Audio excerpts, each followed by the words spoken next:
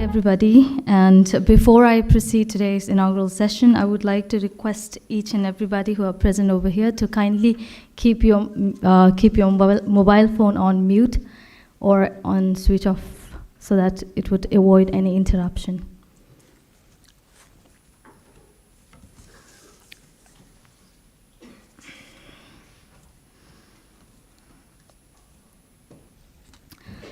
Thank you, and please allow me to introduce myself. I'm Tenzin Domak, Program Coordinator of Tibet House, New Delhi, and I will be moderating today's inaugural session. And on behalf of Tibet House Culture Center of His Holiness the Dalai Lama, New Delhi, would like to extend our warm welcome to our chief guests, Honorable Sikong Mr. President, Mr. President Pemba Sringcho, and Central Tibetan Administration, Shrimati Dr. Nirupama Menon Raoji, former Foreign Secretary, Government of India, and Vice Chairperson, Tibet House Society, New Delhi, and our guest of honor and the keynote speaker, Professor Vivek Suneja Ji, former Pro-Vice Chancellor, Delhi University, and current Head and Dean, Faculty of Management Studies, University of Delhi, and our esteemed speakers and participants who are gathered over here, as well as those who are watching live from Tibet House Facebook and YouTube. And now I would like to request our chief guests, Honorable Sikong Mr. Pemba Sringcho, Shrimati Dr. Nirupama Menon Raoji, and Professor Vivek Suneja Ji to kindly light the lamp of wisdom and request to take their respected seats on their podium.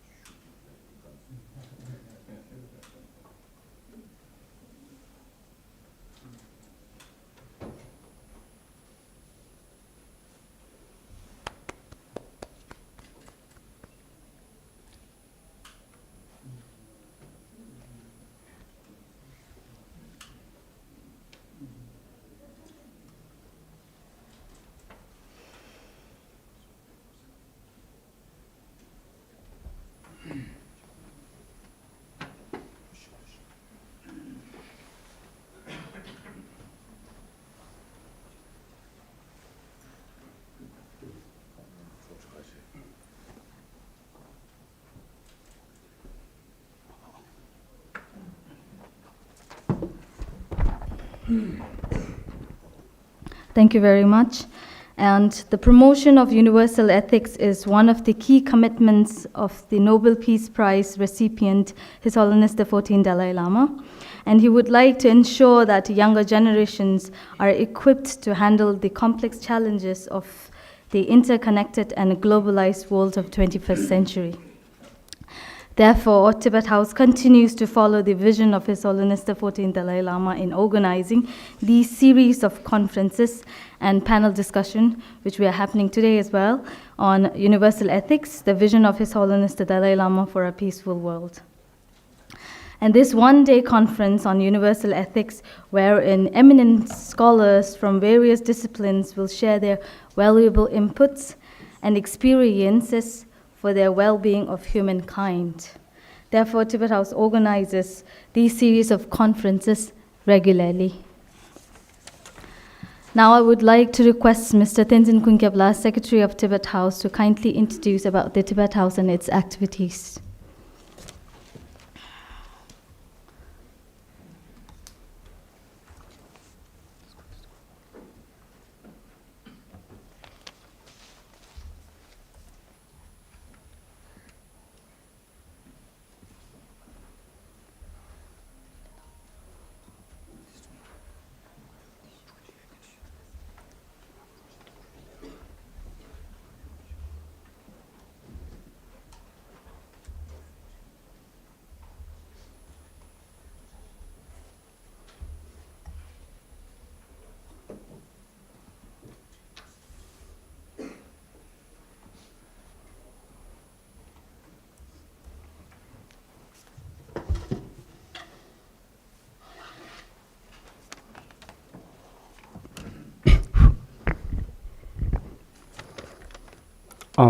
Tashi Dilek, and good morning to all. Honorable Sikyong, Mr. Pematsring Chok, Shrimati Dr. Nirupama Menon Rao ji, Professor Vivek Suneja ji, distinguished guests, chairpersons, speakers, our participants and students who are present here today. So to give a brief introduction of Tibet House, Tibet House, a cultural center of His Holiness the Dalai Lama, New Delhi, was established in 1965 by His Holiness the 14th Dalai Lama for the purpose of preserving the cultural heritage of Tibet, as well as for providing a center for Tibetan culture and Buddhist studies.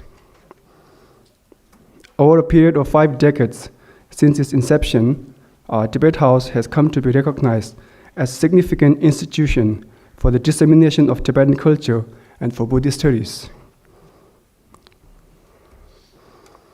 Tibet House Museum has a collection of invaluable Tibetan arts and artifacts presenting Tibetan communities' religious heritage, ritual objects, and household articles. Our Tibet House Library has more than 5,000 volumes of rare manuscripts, books, and collection of Kangyu Tengyu, Tibetan transliterations of the teachings of Buddha and commentaries on teachings of Buddha. Tibet House has dedicated staff of research to support its prolific publishing and programming activities. We also support long-term and short-term research of scholars by providing them research scholarships. Our publication department initiated the reprinting works of the Podong Penjin Cholen Namge in 2008 with reference to the original manuscript kept in Tibet House, Delhi, and booklet format printed by Tibet House between 1970 to 81.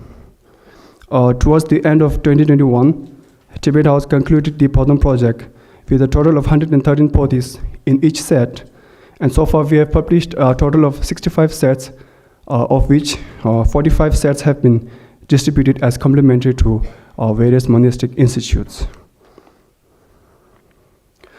Tibet House regularly organizes special lectures, annual lectures, seminars, conferences, film screenings, and exhibitions. We also have a public discourses in Tibetan on Fridays and Saturday, as there are growing interest in Buddhist philosophy among Tibetans and Indians speaking Tibetan dialect. Tibet House also offers certificate courses on Buddhist philosophy, psychology, and Tibetan language. First, the Nalanda Master's Course. The first batch of Nalanda Master's Course, which was launched on 9 December 2016 on the occasion of 51st anniversary of Tibet House, in the gracious presence of His Holiness the 14th Dalai Lama, along with Sri Kiran Rijuji, the former Union State Minister of Home Affairs. The event was attended by about 8,000 to 10,000 participants, and that was the start of the first batch of Nalanda Master's course. So far, we have completed one batch of 5-year Nalanda Master's course, 3 batches of 1-year diploma course, and a single batch of Nalanda certificate course. On 2nd October 2022, we started with the second batch of Master's course after the successful completion of the first batch. So far, we have about 2,800 people from around 80 countries across all these courses. As you can find in your program kit, we have recently opened the registration for the 4th batch of Nalanda diploma course, so the number of students across Nalanda courses may have crossed over 3,000.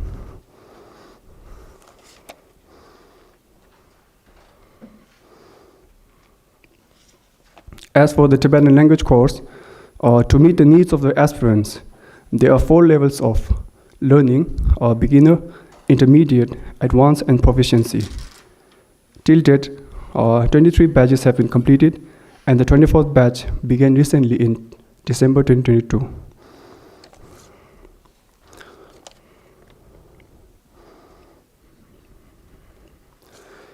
So that was a brief introduction of Tibet House. So without further ado, I request our program coordinator to proceed with the event. Thank you so much.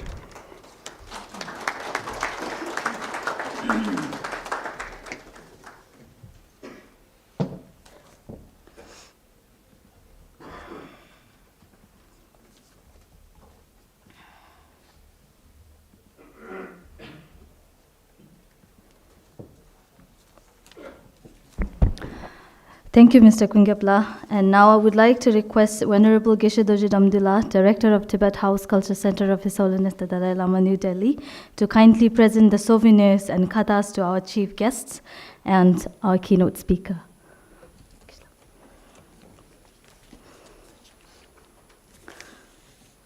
Honorable Sekyong Mr. Pemba Singh Cho.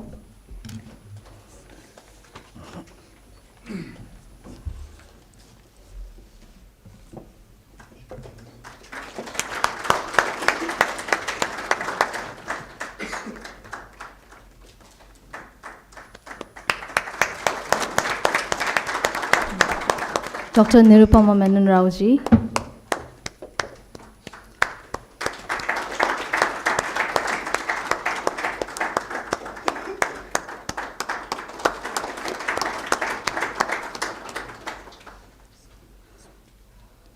Professor Vivek Suneja ji.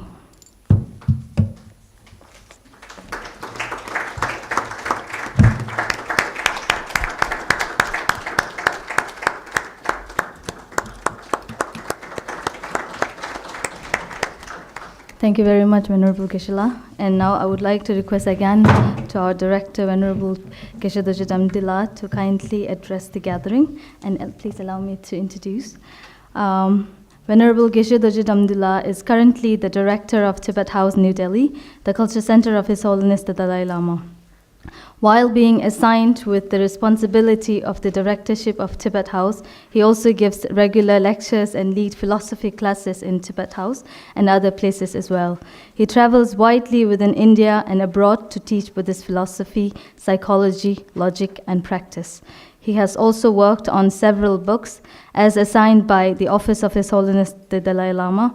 He visited United States in 2008 to work with Professor Paul Ekman on His Holiness the Dalai Lama's book on Ethics for a New Millennium, Part 2, and the book series Art of Happiness, which were jointly written by His Holiness the Dalai Lama, such as The Graded Path. He has written a number of papers for international and national conferences on the topics such as the paradox of brain and mind and ultimate reality, according to Arya Nagarjuna, and he is currently in the process of writing 2 important books, one entitled Journey into the Paradox of Brain and Mind, and other, What Constitute the Ultimate Reality, the Effects of Understanding the Ultimate Reality. Please welcome Venerable Geshe-la.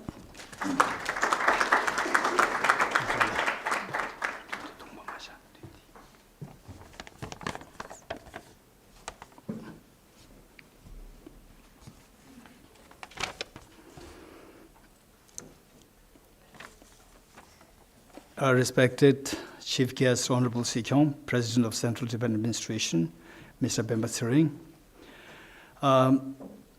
Dr. Nirubama Raoji, Ambassador and former Secretary, Minister of Foreign Affairs, Government of India, and the author of her recent book, Fragmented Himalayas, and Professor Vivek Suneja, the former Pro-Vice Chancellor of Delhi University, and all the presenters for the conference, ladies, gentlemen. Also, I'm so glad that we have young students from Tonlin School. Welcome you all. Raise hands. Wonderful. Thank you. So this topic for the conference, universal ethics. Those of us who are already here for this program for the last many years, which Tibet House organized thus far, and organizing and will organize, why this is a recurrent program is for the reason I like to take us all back to what triggered this program is for the reason that His Holiness the Dalai Lama, whenever addresses the public, be it within India or outside India, experts always comes up with a question at the end of the address. The question is, where are we going wrong, the humanity? While the modern education, as I'm going to share with you more, while modern education is meant to give us the happiness, the world, harmony, the peace. On the contrary, the world is going down in terms of these values, in terms of happiness. Where are we going wrong? While the modern education is at the height of development. So His Holiness, without second thought, would say, it's simply because there is a hole there. There's a drawback there, the limitation there in the modern education system. So then this topic, universal ethics, it comes to play. So this is what I'd like to share a little more in the following sharings. So and many of you already know about universal ethics. You heard about it a lot. And the key points, and also that the people who are involved in actively promoting the universal ethics in the world, for example, like the representatives from C Learning, Social and Emotional Ethical Learning here in India chapter, and also Ayurgyanyas here in India, and Delhi University, also the promoting such programs, and there are various institutions. So there are some key points that we need to keep in mind. One is, what exactly is universal ethics? Number two, what's the core? Say, if you were to share the universal ethics in one word, what is that? Next, why do we need the universal ethics? Then the next, how to implement it. How to implement this universal ethics in the various institutions. And then the next is how to bring this from the one scale to the next scale, and eventually on the UNESCO level. So these are the key points that we need to discuss. And we also need to, particularly those people who are, say, involved with this program, involved in promoting this program, should consider these points. So they pertain to the conference which Tibet House has been organizing, considering the importance of the secular ethics. Every year, Tibet House organizes at least once the same conference, Universal Ethics, and oftentimes collaborated with other institutions. For example, Professor T.K. Mishraji, where are you? Raise hands. Raise a hand. Professor T.K. Mishraji. Professor T.K. Mishraji? Huh? Oh, okay. Okay, right there. I'm expecting him to be in the front row. Professor, we must know Professor T.K. Mishraji. He is a former vice principal of Ramanujan College, Delhi University. And he's very proactively engaged in introducing secular ethics in his college.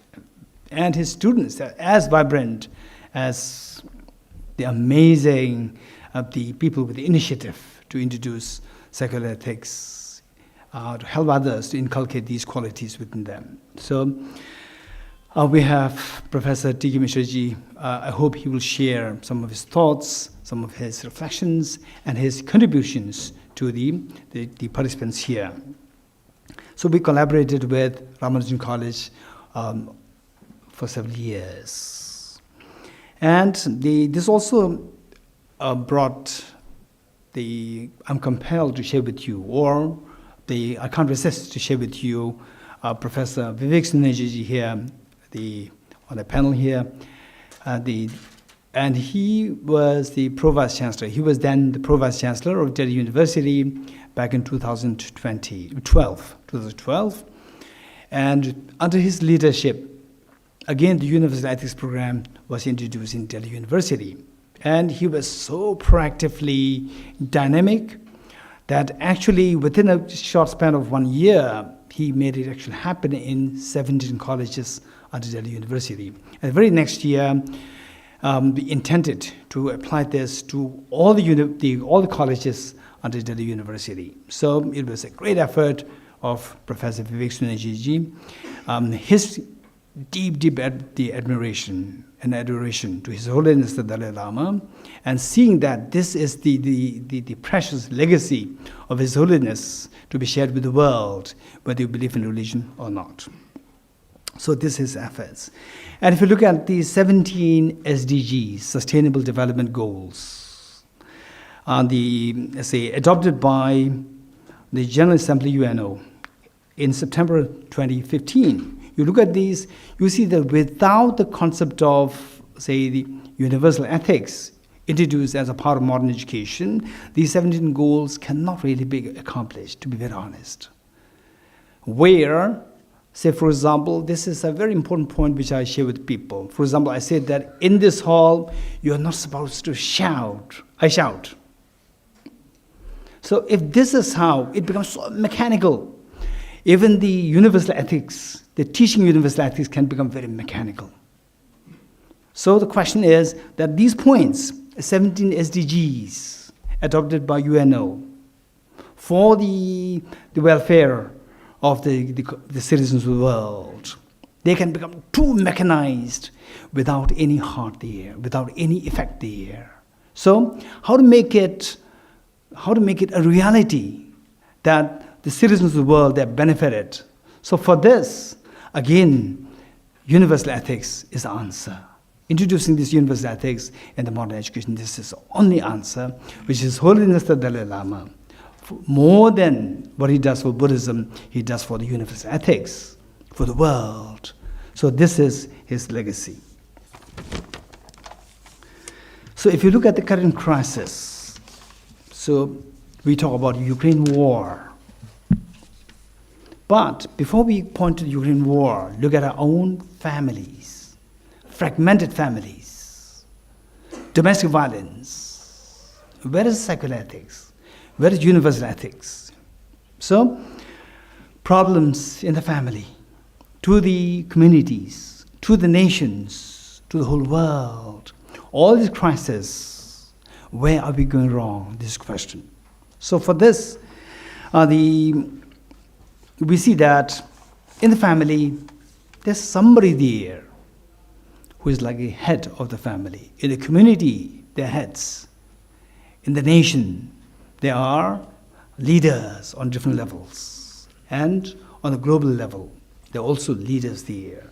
So, when the leaders go wrong, for example, Ukraine war, who is responsible? Of course, there are many factors. It's not just one factor. So one major factor is the leadership. Just imagine, His Holiness the Dalai Lama. All the world leaders, they are like His Holiness the Dalai Lama. His Holiness, let's have a very, say, the nice, the imagination. that His Holiness emanates as leaders of all the big nations. Do you think that Ukraine war will happen? No, not at all. All the nations will come together in the spirit of brotherhood and sisterhood.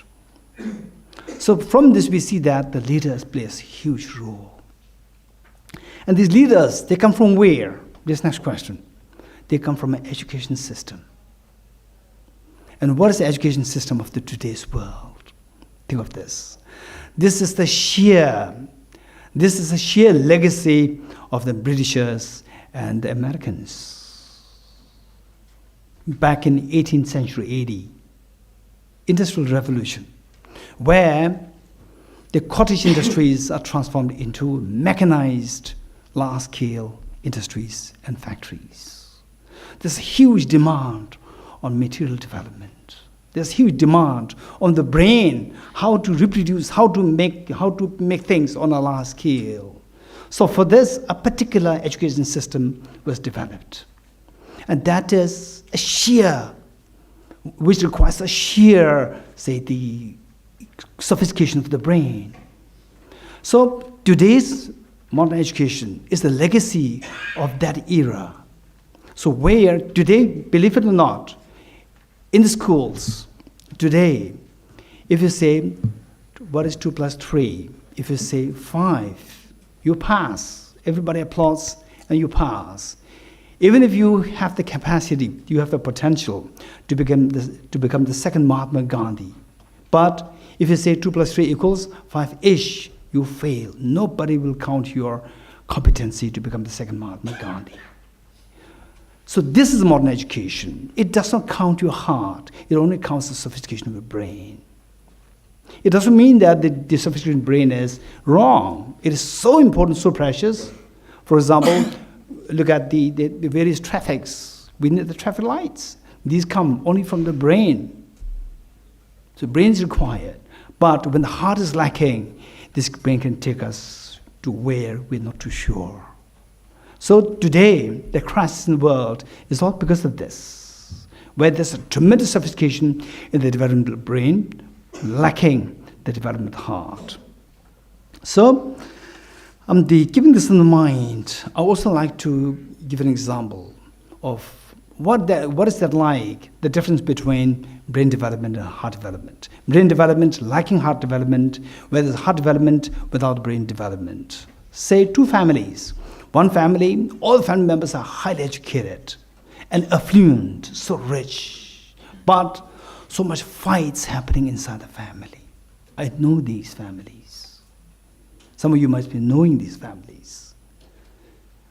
Looking for attention, looking for fighting over the responsibilities. This is not my responsibility, this is your responsibility. And you should also share the responsibility and so forth. Whereas another humble family, no education, no money, but everybody's there to help each other. Whatever, one piece of bread, everybody shares. You eat first. Look at these two. Look at these two. One has the education, one has the money. One doesn't have money, but look at the state of the plight of the family members there. So one, there's a heart there. It doesn't have the education, so-called modern education. It doesn't have money, but it has a beautiful heart there, which makes everything so warm. Anybody enters the house, although there's nothing, so scarce, so scanty, you enter there, you can feel the warmth there. Whereas the other one, you can feel the tension there. This is the difference. So today, the world, we need the education of the heart. So with this in mind, we see that the Mahatma Gandhi, initially, he was not Mahatma. He was referred to as a Gandhi, M.K. Gandhi. And later, he became the Mahatma Gandhi. What made him become a Mahatma Gandhi? Education-wise, he was the same person before he became Mahatma and after he became Mahatma. He was the same person with the same education degree. But what made him become Mahatma? The day, the heart for the whole nation, 340 million Indians, the population of India then. The moment he generated this heart for the whole population of India, this heart was generated, he became Mahatma. He was thrown out of the train with his baggage, while he had the proper, legitimate ticket, AC ticket, but he was thrown out. Then he did not say that, oh, I'm thrown out. No, India was thrown out. 340 million Indians were thrown out of the train. So he built a heart. He generated a heart for the whole India. That made him Mahatma Gandhi. So let's all keep in mind that this is what His Holiness wants people, wants the whole world, wants the whole education system to inculcate this quality of the heart, good heart. And how to bring this heart that everybody, just as one values 2 plus 3 equals 5, people should equally value the good heart. How to make it happen. This is why His Holiness is advocating the universal ethics. Ethics of the heart, which to be embraced universally, and the quality which exists universally across the board of humanity. Okay, so with this in mind, we see that today, as the vision of His Holiness, the mission undertaken by Emory University under the, the heading Social, Emotional, Ethical Learning, C-Learning, and also Ayurgyanyas here in India, and there are many other institutions who undertake their own, in their own ways of inculcating this quality of educating the heart as a part of the modern education system. So let us all pray and endeavor, not only pray, but endeavor to make this a reality in your family, in your institution, in the world, and eventually bring it to UNESCO, on the table of UNESCO. Thank you.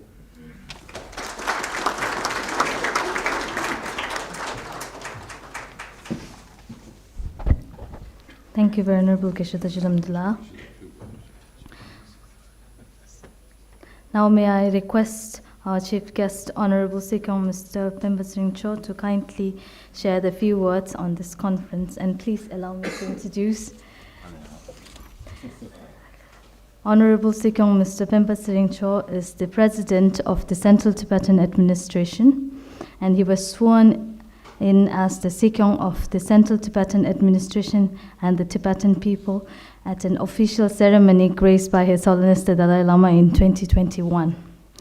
In 1996, he was elected as a member of Tibetan Parliament in exile from Dome constituency.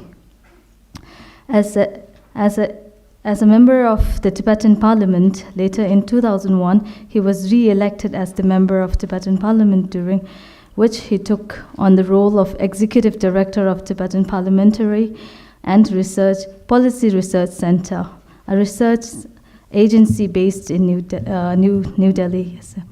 His effort as the Executive Director of TPPRC in the constant outreach effort directed towards Indian political leaders led to the successful revival of the all-party Indian Parliamentary Forum for Tibet. In 2008, after his re-election to a third term as a member of the Tibetan Parliament, Sikong Mr. Pemba Cho was elected as the Honorable Speaker of the 14th Tibetan Parliament in exile.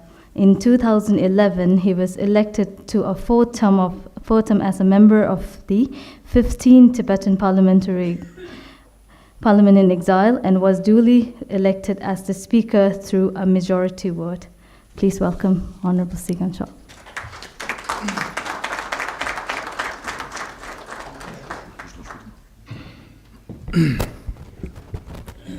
I pay my homage to His Holiness the Dalai Lama, and preceded by my respects to the Sangha community.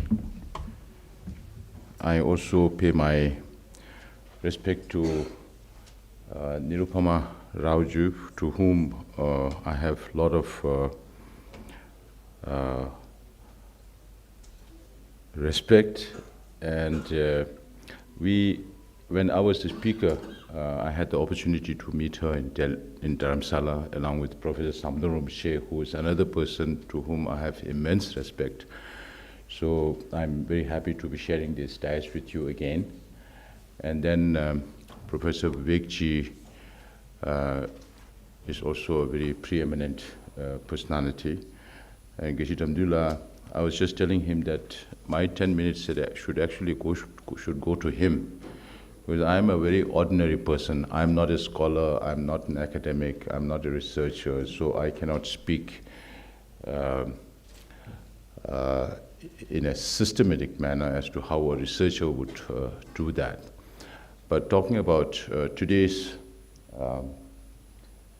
subject, universal ethics, I thought I will try to relate that with my own life as to how I changed myself from what I tried to learn from His Holiness directions. So when we were child, you can imagine our parents came from Tibet and we had no skill. In the beginning, we were not used to the Indian climate, we were not used to Indian diet. So many people died because of these problems, and eventually with the help of Indian government, our people were put up in the foothills of Himalayas where the climatic conditions are a little more suitable. And later, Tibetans were moved to compact communities. And in Karnataka, where Madam right now lives in Bangalore, is the first state to offer us 3,000 acres of land for the first 3,000 Tibetans who came to South India. And then we requested for more and more, and now we have 5 settlements in South India, which is the largest concentration of Tibetans outside Tibet. Many people believe that Dharamsala has the largest number of Tibetans, which is not so. And Karnataka has been a very good host to us Tibetans in that state. And of course, other states have also offered rehabilitation facilities for the Tibetans. And we are the first generation of Tibetans who are born in exile. So we have never seen Tibet. I have never seen Tibet.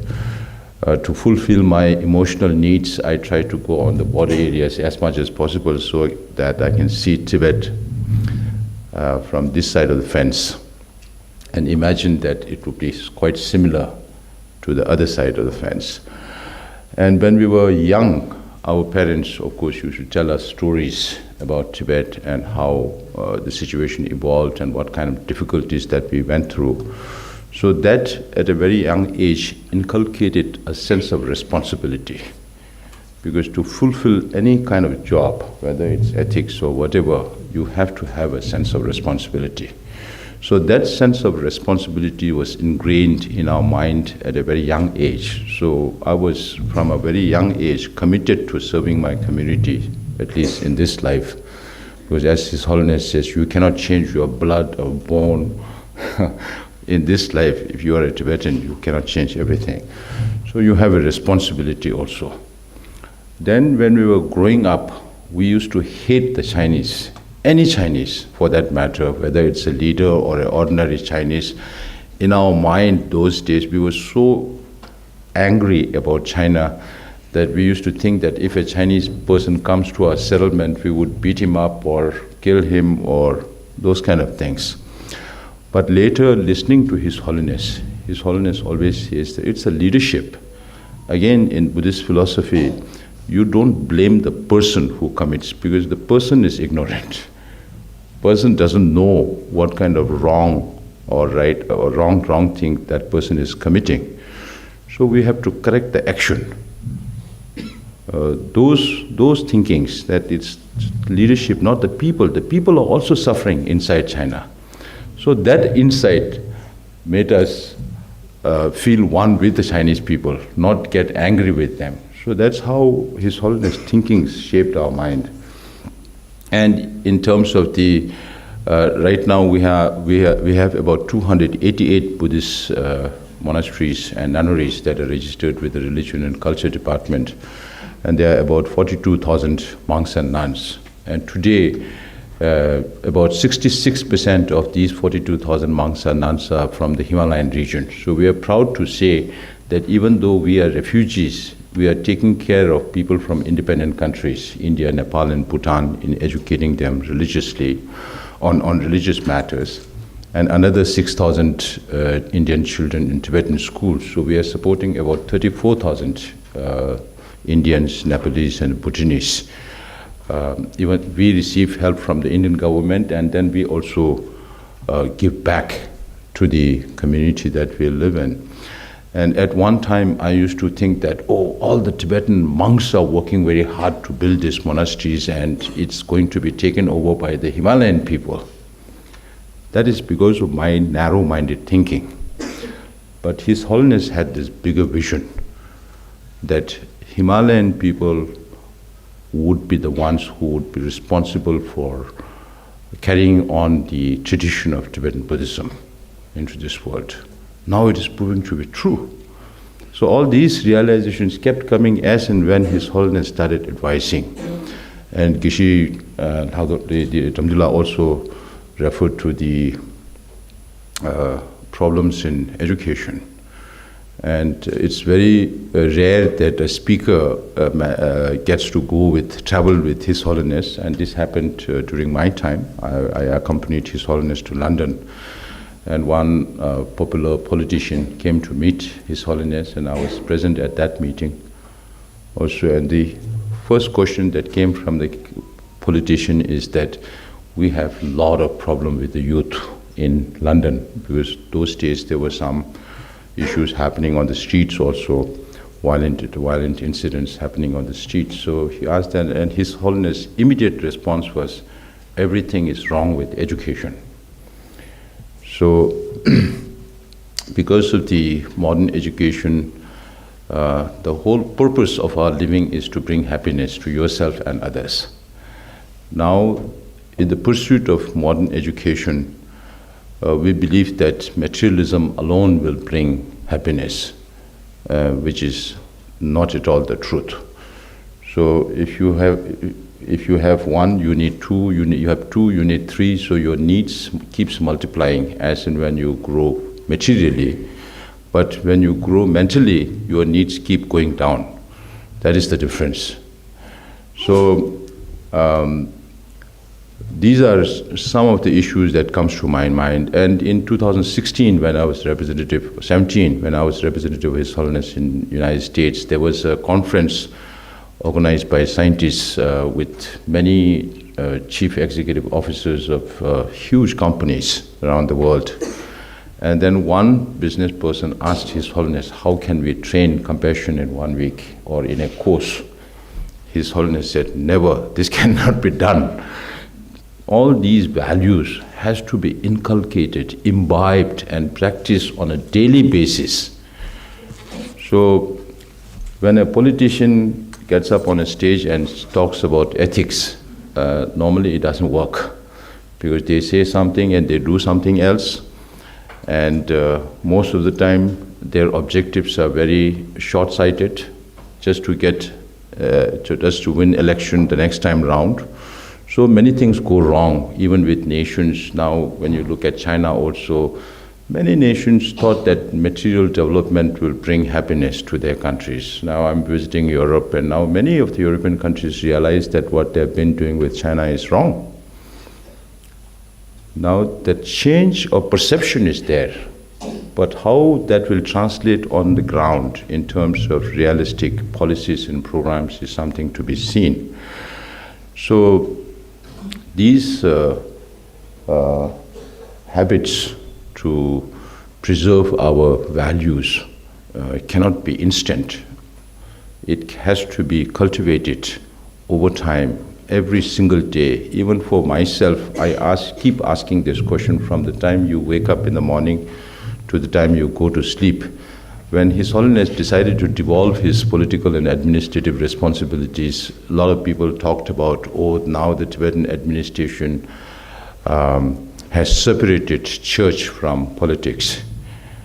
And His Holiness was asked this question, whether this separation of church and the state is good or not, or was it? Then His Holiness said, if a politician is guided by religious values, moral values, then it's good. So from the time you wake up in the morning till the time you go to sleep, you have to analyze yourself as to what you did during the day, throughout the day, what good things you did, what bad things you did. So you have to have the capacity for self-critical analysis. If you don't have that, you will always be pointing fingers at others, where you don't know that 3 other fingers are being pointed at yourself. Oftentimes when you get angry, when you get disillusioned, you try to find others to blame. You never look into yourself as to who's to blame. Are you yourself responsible? So understanding the interdependence nature of our existence, that itself also gives us a lot of solace in our thinking. I also give this very simple Buddhist thinking about mental disposition and inclinations, kamdamyoba. So just as we are 8 billion people in this world, you won't find another Professor Vivekji similar like him in physical description anywhere in the world. Tibetans always have a saying that they are similar people, not exact people. So just like we have so many physical differences in this world amongst all these 8 billion people, there are that many mental dispositions, differences. And these mental dispositions and inclinations are dictated by your experiences since you were born into the community that you are born, the friends and the circles of friends and teachers and all these, that shapes your mind. Even a twin, even if they are born together and lived all their life together, they are also never the same. So not one single person is same as another. If you understand that concept, then you can understand the naturalness of differences of opinion. Then you don't have to get angry just because the other person is saying something different from how you perceive it. Because the other person is saying based on his or her own experience. If you are a Buddhist or if you are a believer in another religion that believes in life after death, then we are again talking about lives, many lives before this life. It's accumulation of all those experiences. But even if you don't believe in life after death, from the time you are born, your mind is being shaped through all the things that you see, hear, and learn. And to be a good person, of course, ethics is nothing but the ability to decide between what is wrong and what is right. So that there has to be a constant monitoring system in your mind as to what you are doing is right or wrong. Because at certain point, we are not the same. When we were kids, we think differently. When we grow up a little bit, we think differently. When we're working, we think differently. Because it's all the circumstances, the environment that shapes us. And if we can be in a good position to follow the moral and ethical values that we need to, then you can guide other people around you. You need not follow other people in the wrong path. And in my case also, as politicians now, of course, Tibetans, I don't know whether you can really call us politicians or not. We would rather be called as social workers because we serve the community. And here also, I tell my friends, the parliament session is my retreat session. We meet only for 10, 12 days during one session, 2 times in a year. So members ask so many different kind of questions, and then you have to concentrate your mind to take note of the questions, because there has to be a sincerity in your effort, whether it's answering a foolish question or a wise question, whatever, it doesn't matter. A question is a question, depending on who's asking it and their mental capability of understanding. So if you have to concentrate to write the questions, you have to concentrate to reply to them, and meditation is nothing but concentration. So if you manage to concentrate in the right manner, that's good meditation. And then some members say rough things, bad things, then you practice tolerance. And some members sometimes insinuate something, it's either your words or it's coming from somewhere else. And you realize that if you're a little bit good in psychology, you understand your surrounding very well. So then you practice compassion. So I consider my parliament session as retreat session. And it's good because there is no burden on your head, that you have a responsibility, that I'm answerable, we are responsible, and we are accountable to the house. We know our responsibility, we maintain that responsibility and follow through. I also tell my cabinet colleagues and also the executive members, if we focus more on what we need to do That will show the result. If we spend only 50% on our work and 50% on politics, then the result will be only 50% of what we do. And people will judge us from what we did, not from what we said. Because saying is easy. Everybody can talk about huge, big things, but practicing is different. Even Kishila also. Saying is easy, but practicing is more difficult, very, very difficult. So we need to understand the concept, but put more effort on practice. How much ever little, take it forward. But if you don't practice, how much ever you study, it's of no use. So these are some of the things that I learned from His Holiness, some nuggets of wisdoms. Just as we say, then when I speak, of course there are a lot of young people here.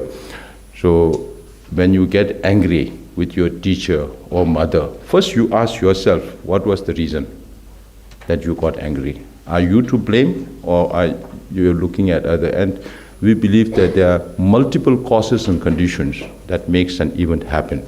So it's not only one cause and condition. If you are only by yourself, there are no other causes and conditions.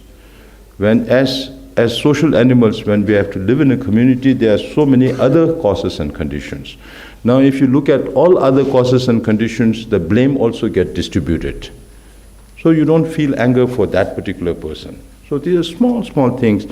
Like Shanti Dev was, if there is a solution, why worry? If there is no solution, why worry? So if you're going to an airport, you have to make sure that you reach on time. But because of certain reasons, whether traffic jam or accident or whatever, if we are not able to reach them, it doesn't help scolding the driver. Because then driver might get angry and he might try some other things and might have an accident and land up in more problem. So it's better to relax and think that, okay, now I'm not able to catch the flight, what is the next plan? Instead of getting bothered and getting angry with others, it doesn't serve any purpose. So such small things help us in shaping our life, help us in overcoming small challenges, because we always have faced challenges, big or small. So it's all in the head as to how, of course, warmthness in the heart, but warmthness alone cannot bring all that happiness. So you have to use your mind also how to get there. So it has to be an effort from individual to community to nations to universal. So it's either top down or bottom up. So whichever way, we all have to strive towards making this world a better place to live in. And there are so many issues, I think there are so many topics that you have outlined here where other academicians and scholars are going to speak about. So I thank Tibet House very much for their work, and also Dr. Nirupama Raoji for taking up the mantleship of the Vice Chairperson of Tibet House at the instance of His Holiness the Dalai Lama. I know she has a lot of respect for His Holiness, and she has this intention to carry forward His Holiness thinkings in this world. And I want to thank you again for taking up this responsibility and leading Tibet House. And Kishit Amdullah, he's always here. So if we let him speak, he'll speak for 2 hours, because that is normal for Tibetan monks, lamas, because when they teach, they have to teach in detail. So today's 10 minutes is very short for him. That's why I was telling him you should have taken my 10 minutes also so that he can speak more. But he's always available. And I just want to close by saying on the day, the first time I had a virtual meeting with His Holiness after I took over, on the second day, I received a phone call saying His Holiness forgot to tell me something. So on the second day, His Holiness said, I decided not to continue with the Nalanda project. Just recently, as you must have seen, His Holiness inaugurated the Dalai Lama Institute for Ancient Tibetan and Indian Ancient Studies. That will continue. But His Holiness thought that promoting the Nalanda Institute idea is a kind of self-promotion, and that His Holiness may be accused of spreading Buddhism, because according to Buddhism, you are not supposed to spread Buddhism. Even if you are learned, you cannot say, I am learned, I want to teach you Buddhism. No, it has to come from the disciples. Please teach us on this topic or that topic. So there is no conversion, there is no all of this. So,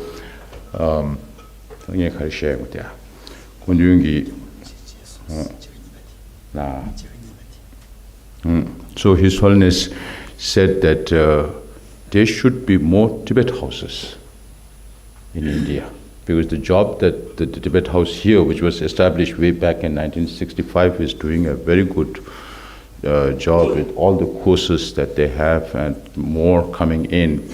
His Holiness thinks that more Tibetan houses in different cities of India would be helpful. So these are some of the topics that maybe we need to discuss post-conferences and see how we can make an effort to fulfill the wishes. And His Holiness thinks that the two subjects, the middle way and logic, should be the top subject to teach, not necessarily the religious part of Buddhism, but more the philosophical and the logic part of Buddhism. So please, let's work towards getting His Holiness wishes done, if not all, at least some of it during our time. And I look forward to have some meetings on this. And thank you very much for getting me here. It's really an honor to be sharing this dais with so many respected personalities, distinguished personalities, and I think in the next session I'll be learning more. So thank you. Thank you again.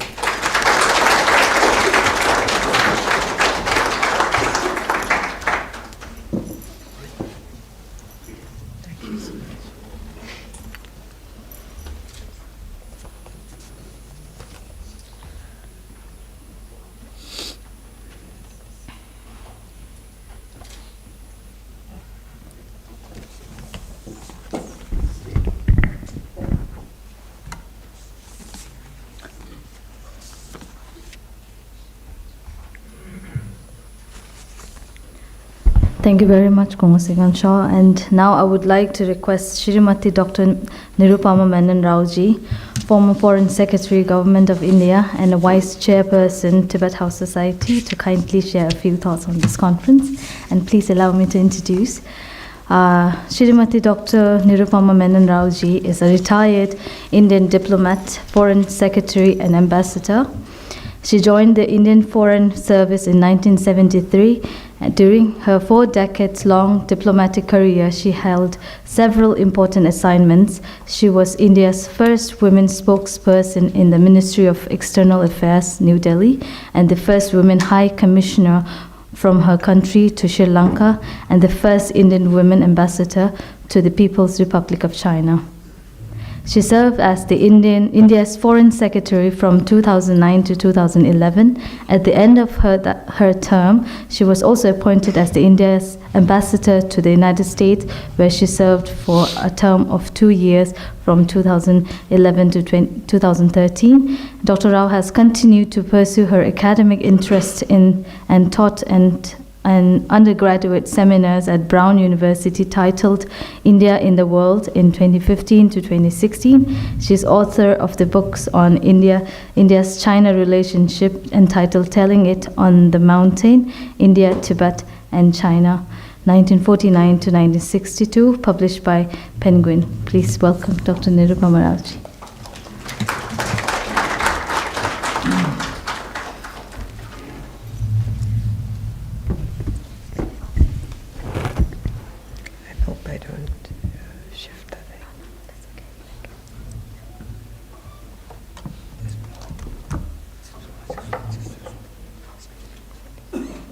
Dashiteveg, namaste, and good morning. Honorable Sikyong, Mr. Penpa Shering, Venerable Geshe-la, Professor Vivek, and distinguished guests present here, as well as young students. It's so good to see so many young faces in the audience today, because you are the future. The future is in your hands, and you must take the world forward to a much better place. I'm extremely honored and privileged to be here at this conference organized by Tibet House, New Delhi, together with the panel discussion on universal ethics, the vision of His Holiness the Dalai Lama for a peaceful world. When I was thinking about what I should speak on this morning, the first thing that came to mind was this, you can call it bhajan or hymn or invocation, composed in the 1960s and based on the Hindu scriptures, the Upanishads, by His Holiness the Shankaracharya of Kanchi. And it was on the subject of friendship among nations. And I always think of this whenever I think of peace and dialogue and diplomacy, which has been my profession and the craft that I have practiced. The invocation is called Maitrim Bhajata. And Maitrim Bhajata essentially is a prayer written by Sri Chandrasekharendra Saraswati, who was the Shankaracharya of Kanchi at that time. And it was performed by Bharat Ratna Srimati M.S. Subbulakshmi at the United Nations in 1966. It is an ode to friendship among nations. And this is the translation. I thought I should read it out because it expresses, I think, the essence of all that we try to do in our work to promote peace and dialogue among people and to, as they say, in order to sweat in peace and not bleed in war. So I'll read the words. Cultivate friendship to conquer all hearts. Look upon others as yourself. Renounce war. Forsake competition. Give up aggression on others. Mother Earth is ready to grant all our desires. The Lord, our Father, is merciful to all. Restraint, generosity, and compassion. Damyata, dayadva, and of course, compassion, self-restraint. People of the world, may all people be happy and prosperous. I wanted to start with this invocation because I thought this is the spirit that infuses this auditorium this morning. People have come here with good intentions, and I recognize, and we all recognize that. I think for all of us, we must, we spoke about the Himalayas, about the Himalayan peoples and their connections with the people of Tibet. And I look back at history, and this is something I wrote about in my book, The Fractured Himalaya, that is the title, the published title, India, Tibet, China, 1949 to 1962. It was published by Penguin India in 2021. A paperback edition has just come out to mark the 60th anniversary of the conflict between India and China of 1962. And the whole story of Tibet, of course, is bound up in that history. And we must have respect for that history. We cannot change it.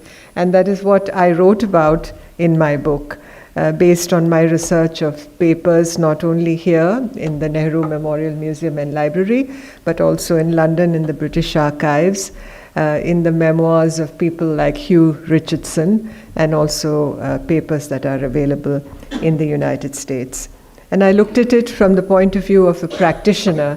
So I have been practicing the profession of diplomacy, as was mentioned, for more than 4 decades. And the whole eye or the perspective that I brought to the study of this subject was from the point of view of a practitioner. So it was not an academic study, but more a practitioner's account.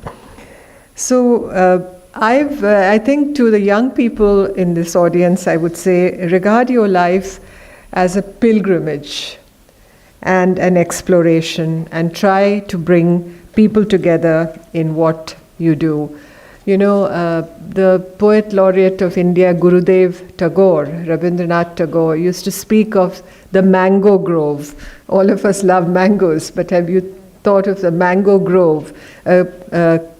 Trees growing in a garden, all mango trees, that's the mango grove. In Sanskrit, we say the Amra Kunj, the mango grove that brings people together. So try and cultivate that spirit in what you do. And since many of us here in this audience are Indians, think of Swami Vivekananda. And Swami Vivekananda's message applies to all of us, regardless of where we come from or which nation we belong to. And that is the spirit of Prabuddha Bharat, an awakened and enlightened country. And you must be part of that awakening and enlightenment. And here I come back again to the connections between our Himalayan peoples and the Tibetan peoples. You know, today we have borders between nations, and these borders become very fixed and they become very militarized. As you know, today between India and China, we have this confrontation in the high Himalayas, in the most formidable geography in the world.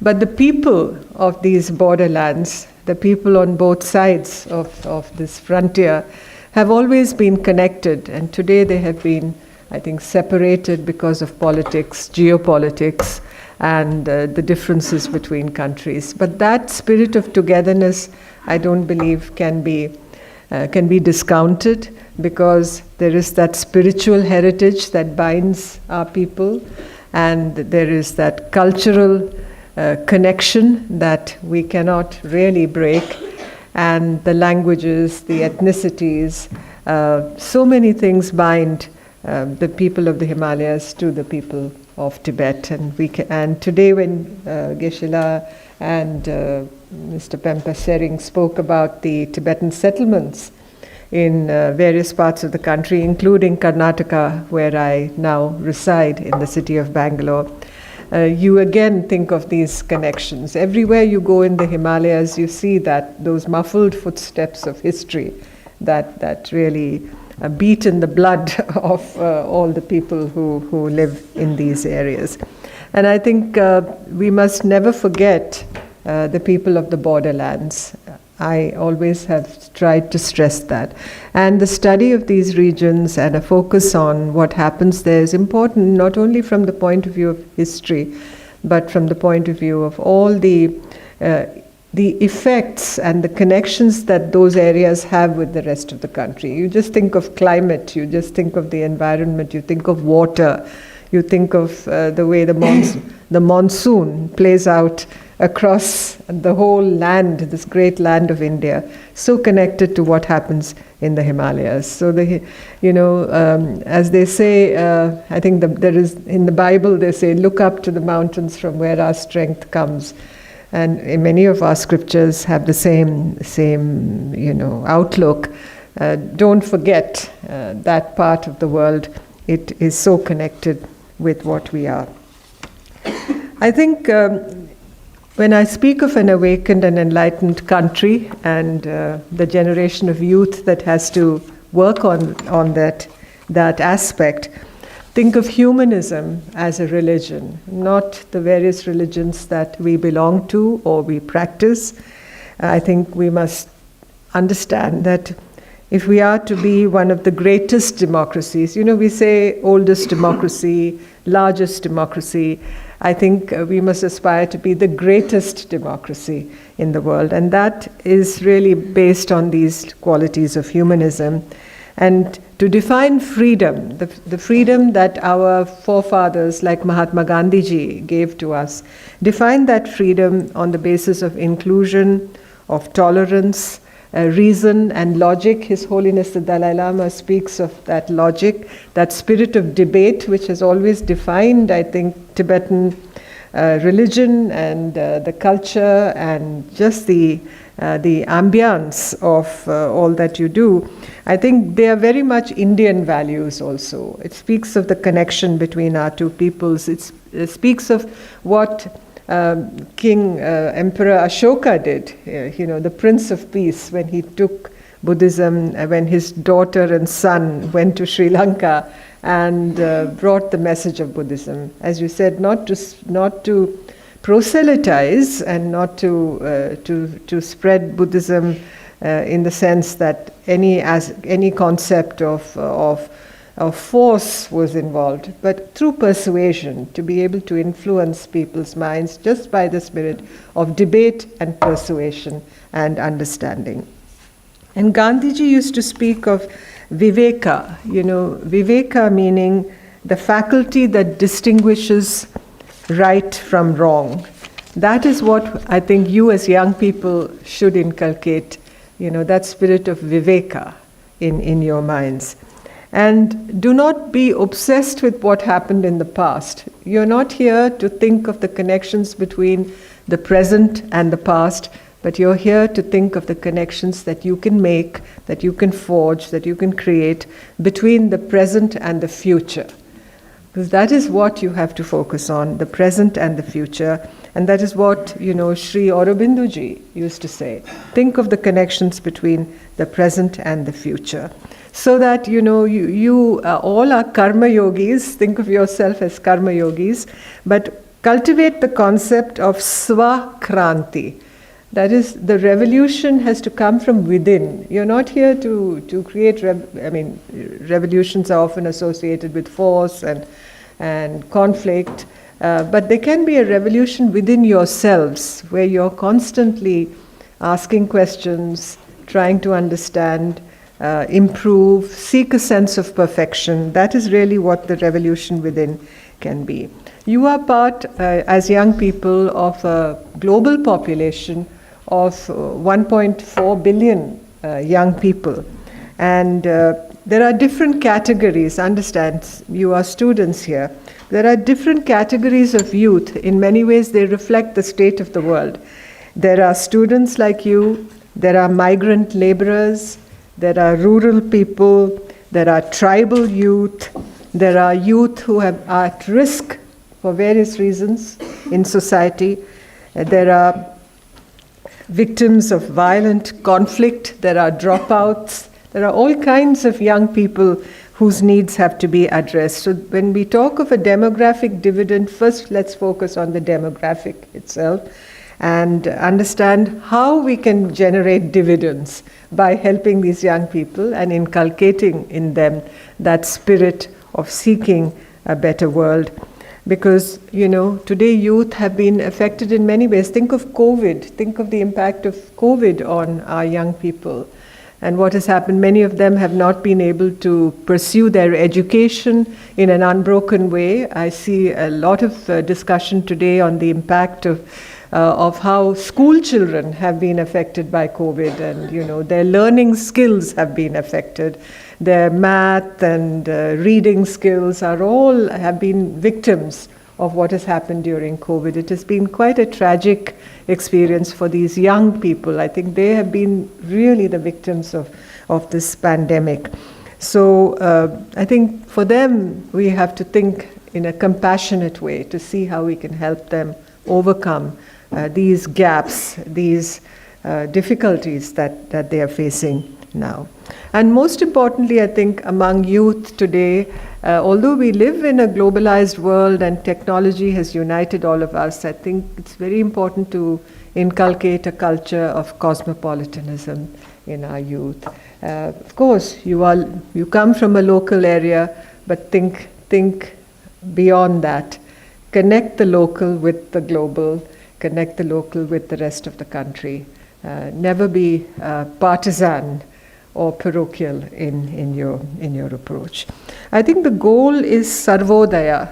Gandhiji used to speak of sarvodaya, the benefit and well-being of all. That is really how we can create a charter of compassion, as people speak of, and understand that the weakness of one is the weakness of all. It's not that we can be strong while the others are weak, or we can be better off while the others are not so fortunate as we are.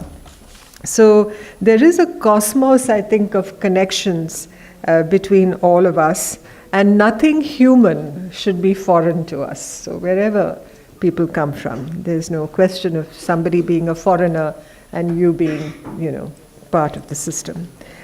And I'd like to talk a little about peace. I began with what this invocation Maitrim Bhajata spoke of generosity, compassion, and self-control. Peace is not just the absence of war. Peace is really, relating yourself to understand the sound of the universe, which is very peaceful. It's not, there is no Big Bang, theory out there anymore. It's a blissful place. And there's a sense of calm, of being safe in mind and in body. And that sense of wholeness. And there's the Hebrew word shalom, I think, which expresses that very, very beautifully. And think of that sense of wholeness. And I think as far as war is concerned, Venerable Geshe-la spoke about the war in Ukraine. Obviously, we cannot make a game out of war. It's not a video game that, we can play. This is the vilest thing possible, as Leo Tolstoy, the Russian writer, used to say. War is the vilest of things. And if you read the letters of young soldiers written to their parents from the front, going back hundreds of years, you understand how people suffer during war. To be mired in the mud of trenches and to hear the explosions around you, it can be extremely devastating. So I think there is an audacity today, particularly in a war-torn world, to think of peace. Be audacious enough to think of peace and sweat in peace rather than bleed in war, as the saying goes. And I think the chariot of victory, as Valmiki's Ramayana speaks of the chariot of victory, and it has to be built on valor, and obviously victory comes with valor, but also with fortitude, on the basis of truth, and strength, discretion, benevolence, and self-restraint are really the horses of that chariot of victory. And you have to harness it with these horses with the reins of forgiveness. That's what peace entails, of compassion and humanity. Now, I'd like to not close without coming to something that's very important to me. The role and the presence and the significance of the life of His Holiness the Dalai Lama.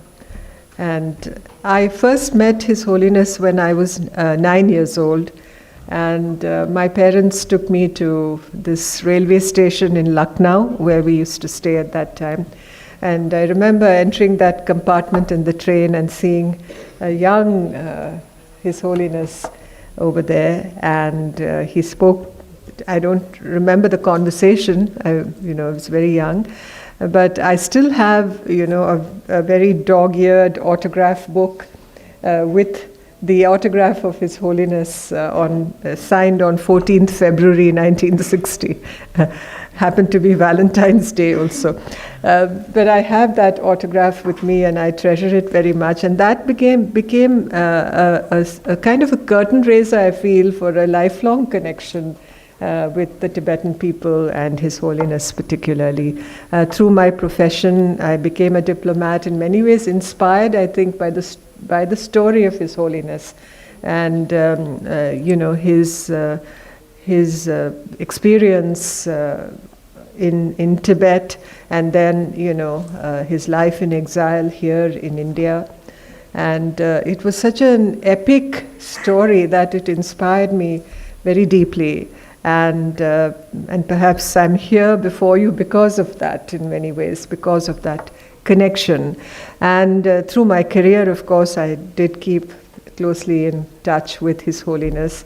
And when I wrote my book, when I was researching my book, I made a journey to Dharamsala in 2014 and was able to speak to His Holiness. And much of what he told me in that interview is reflected in my book. So I urge you to read that account also, which made the whole story of Tibet a part of what I have written. It's not just the story of India and China at that time, but also the story of Tibet, which many of us tend to overlook or perhaps, have somehow erased in many of us from the memory, which should not be so. But His Holiness has stressed the need for foundational values in whatever we do, of peace and reconciliation. He never talks of, animosity. I don't think we can harbor animosity in our hearts to fellow humans. I think we have to understand the other side and to be able to inculcate a spirit of give and take, I believe. Otherwise, negotiations can never succeed and peace can never be achieved. I think there has to be that recognition of understanding that we share this world, and we share it in trust for future generations. It's not ours to destroy or ours to discard, perhaps, or to make a lesser place. That is not our duty, and we would be failing in our responsibility if we did that. So we need a compassionate world, as His Holiness says, built through education, built through good education. And that is really what we are here to speak about. And His Holiness speaks of the need for internal disarmament, not just external disarmament, but internal disarmament. You have to cultivate that calm mind of the spirit of dialogue, of bridge building. In my retirement, I, of course, have written this book and I've taught, but one of the things I hold very dear to my heart is to somehow, through citizen diplomacy, because I'm here before you as an ordinary citizen, but all of us as citizens can practice diplomacy. And I, together with my husband, set up a trust called the South Asian Symphony Foundation, which is really a trust to build peace in our region of South Asia, which is not really as integrated as it should be, in order to build bridges through the medium of music. Because a symphony orchestra, I feel, in many ways is a model for what society should be. Because, like all of you are sitting here, musicians share desks, they work together, and they create harmony in the metaphor, as it were, in the structure of an orchestra. And that is what we tried to do, and we have brought together people, as of now, from 10 countries, mainly South Asian. I wish we could include Tibetan musicians in that. Maybe at some stage we will. But our concerts are called peace notes. And I think this conference itself is a peace note in many ways. We may not be playing music, but we are speaking in a harmonious way, which I think is the true north. When you think of a compass, you're looking at the north. What is the true north? The true north is to create that moral compass within all of us. And the World Economic Forum calls the moral compass the most overlooked leadership skill. And that is the thing all of you should internalize within yourselves, that moral compass that can give you a sense of purposeful direction. So I will stop here and wish you all the best for the new year particularly, and for the future, for a world built on the basis of compassion and understanding that we share this planet together. Thank you.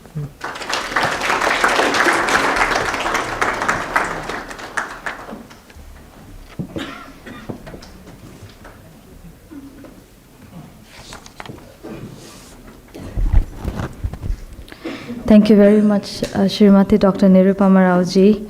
And now I would like to request our guest of honor and the keynote speaker, Professor Vivek Suneja ji, former Pro-Vice Chancellor, Delhi University, and current Head and Dean, Faculty of Management Studies. So kindly, I request you to kindly take over the stage and kindly give us thoughts on this conference. And please allow me to introduce, I'm sorry.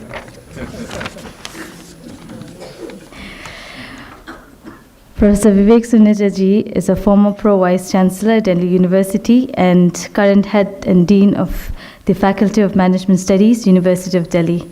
As a Felix Scholar, he studied for his doctoral degree at the University of Reading in the United Kingdom. For over a decade, he taught at the various premier universities in Britain, including at the University of Salford, Manchester, and at the Open University. Upon his return to India, he joined Professor as Strategic Management, and he has served as a Dean Planning and the Pro-Vice Chancellor of the University of Delhi. Professor Vivek Suneja has published several books and papers in the areas of strategy, marketing, economic, ethics, culture, and public policy. Please welcome Professor Vivek Suneja. Please. Thank you.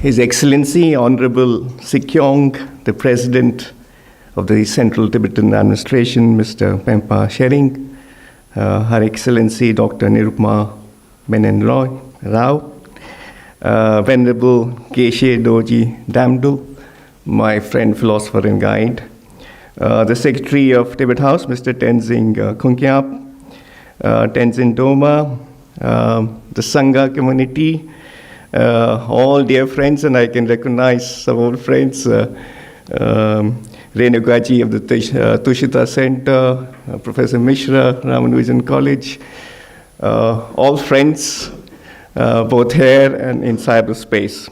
It's a great honor to be here. Can we begin by observing 1 minute of silence and pray that all sentient beings be free of suffering and from the causes of suffering, and that His Holiness the Dalai Lama have a long, healthy life, and his aspiration that all sentient beings be free from suffering and from the causes of suffering are fulfilled. That's all he does in everything he does. So can I request for a minute, let's close our eyes and wish His Holiness that his dreams come true.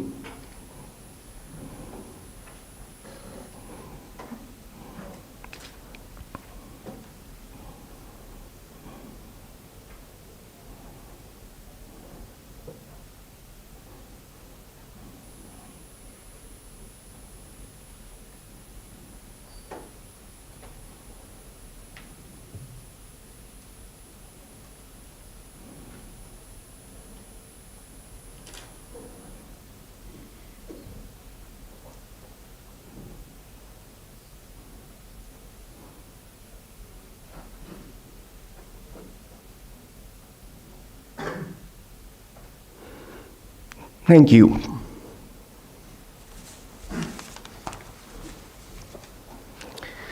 When the Dalai Lama has been asked the question, what are your religious beliefs? His answer has been simple and straightforward. My religion is kindness. There are two principles which underlie His Holiness' vision of universal ethics. One, our common humanity. All human beings, all sentient creatures suffer and wish to be free from the causes of suffering. That unites us all, not just humans, all animals, all sentient creatures in the cosmos. And second, interdependence. We're in this together. When the Buddha taught his sermon on the Four Noble Truths, the sermon on suffering and its cessation, the word he used for suffering was dukkha. And in Sanskrit, the word that is often used as to the cause of suffering is written as trishna. And English, of course, being Indo-European language derived from Sanskrit, the word thirst comes from trishna. So, it's often said the cause of suffering is trishna, thirst, craving, sometimes just called desire. But the Buddha, of course, did not teach in Sanskrit because he was not elitist. He wanted his word to go to the masses. So he taught in Pali, or Magati Prakrit at that time. And the word he used was tanha. Now, those of you who know North Indian languages would know what tanha means, right? Tanha means loneliness. In Avastan, which where Persian comes from, Iranian language, Persian comes from, derived from Sanskrit, and that's how it's come to be in common usage. These are all common Indo-European languages. Tanha means a sense of loneliness, a sense of isolation, a sense of lack of connection, alienation, a lack of not being fulfilled or complete. Tanha. And the Buddha then said, where does this sense of tanha come from? The sense of isolation, lack of connection, not feeling fulfilled, unease. And he said it stems from holding a wrong view of the nature of reality and the nature of the self. So there's a fundamental ignorance, an avidya, a misperception, to regard oneself as an isolated, absolute, separate self, separate from the rest of existence. And if one holds such a view, one absolutely existent self, then one has cut off oneself from the rest of sentient creatures. And then, of course, the law of the jungle will prevail. Myself against yourself. Perpetual conflict, comparison, competition, ability to control, feeling insecure that someone's self is greater than myself. Constant conflict. No wonder we have wars. What is the right view then, which can dispel this wrong view? Simply dispel the illusion of an independently existing self, the truth of Anat. And of course, this is about wider reality as well, not just about the self. There's interdependence in the phenomenal world. All events in the phenomenal world are connected. The truth of Shunyata. So if there is tanha, and one does not realize the truth of Shunyata, then there will obviously be unease. There will be dukkha, psychological suffering, a lack of feeling of completion or fulfillment. The word holy, H-O-L-Y, of course, comes from the word whole. If you feel whole, you're holy. Otherwise, there's tanha. And to escape this psychological suffering, this dukkha, one can try and find relief in innumerable distractions and pleasures, but never succeed, since the disease has not been properly diagnosed. Hence the insatiable thirst, the trishna, derived from tanha, for objects that one hopes will relieve this dukkha, born of tanha. But as the saying goes, you can drink all the waters of the 7 oceans of the world. It will not quench your thirst. You'll only get thirstier. There is no other recourse, no other solution than to realize the truth of oneself and the universe. A few days ago, last week, Venerable Geshe Doji Damdul sent me a New Year greeting, and I want to read that to you. Dear Vivekji, may all your virtuous aspirations be fulfilled spontaneously for the benefit of all dear mother sentient beings. That's the most brilliant New Year greeting I ever received, and I want to repeat it, and we'll then dissect and analyze it, much like Nagarjuna would do, perhaps. On the Happy New Year, may all your virtuous aspirations be fulfilled spontaneously for the benefit of all dear mother sentient beings.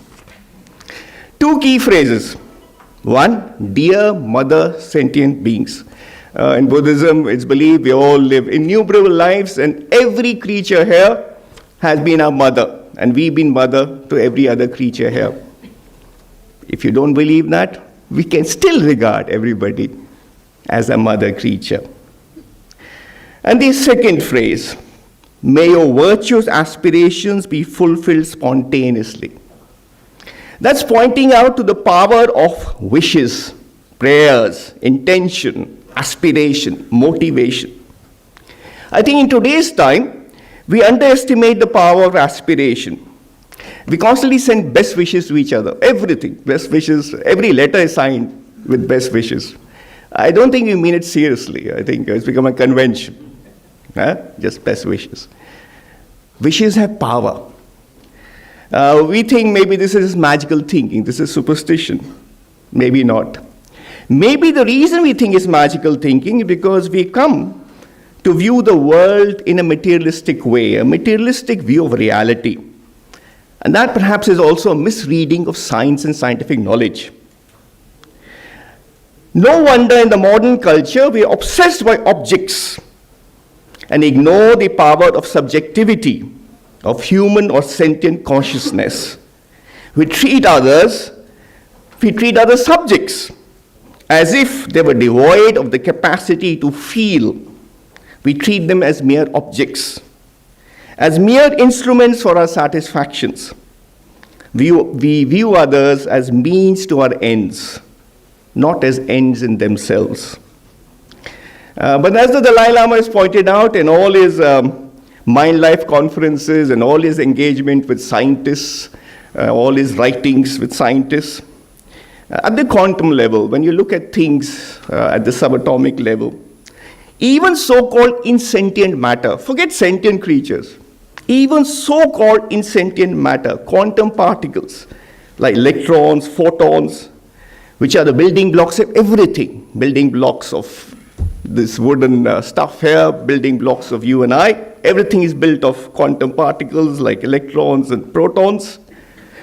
All of them react to the observing consciousness. There is no independent objective reality out there which is perceived by a perceiving consciousness. So quantum mechanics tells us everything is a particle and a wave, and those are probabilities.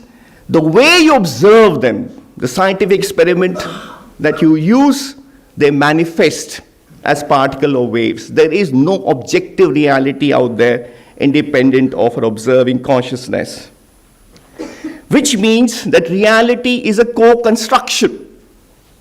The subject and the object co-construct reality, and the empirical evidence at the scientific level is indisputable.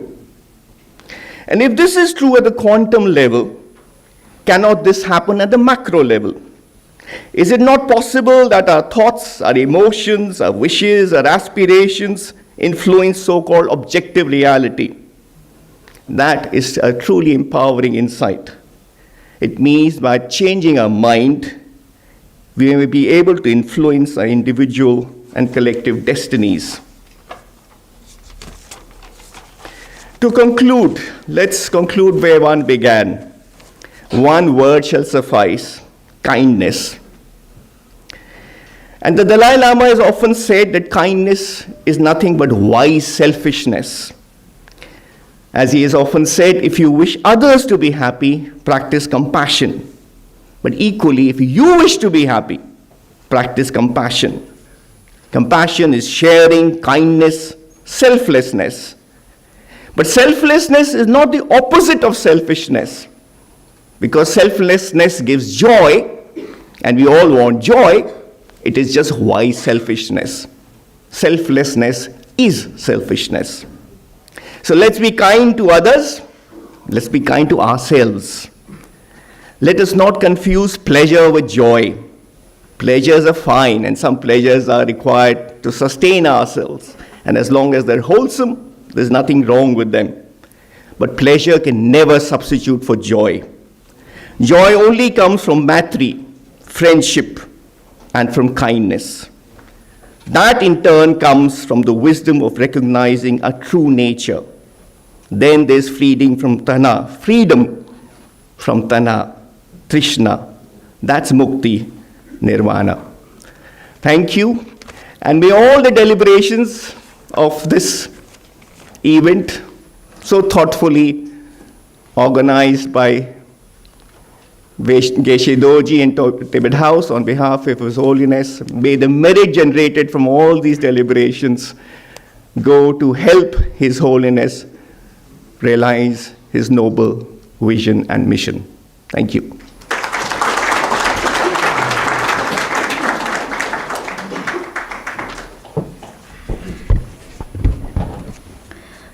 Thank you very much, Professor Vivek Suneja ji.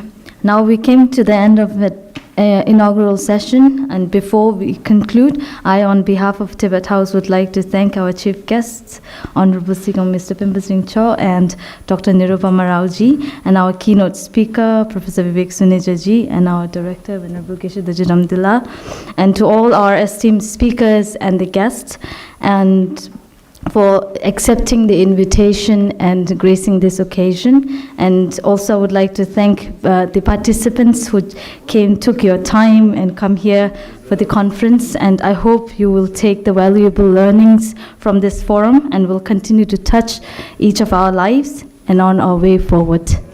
So, and I would also request now our chief guest and keynote speaker, Venerable Geshe Damdila, to kindly remain on stage for a group picture.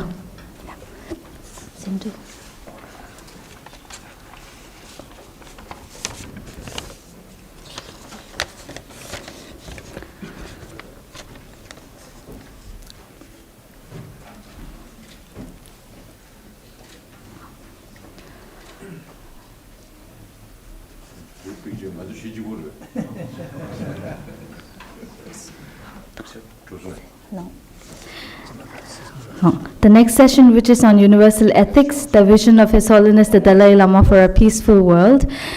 My colleague, Mr. Kungochandela, will be moderating the first session in 5 minutes, and kindly remain seated. And last but not the least, I would like to make a short announcement that the participants who will have a question answer, we have a question answer session at the last end of this session, and each participant will get one question to ask for the equal opportunity. Thank you very much.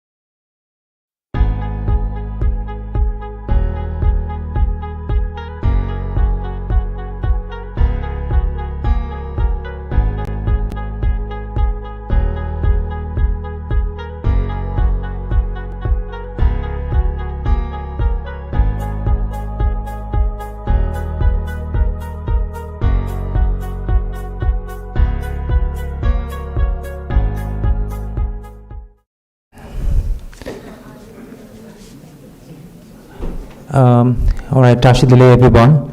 We'll begin the first session in 2 minutes.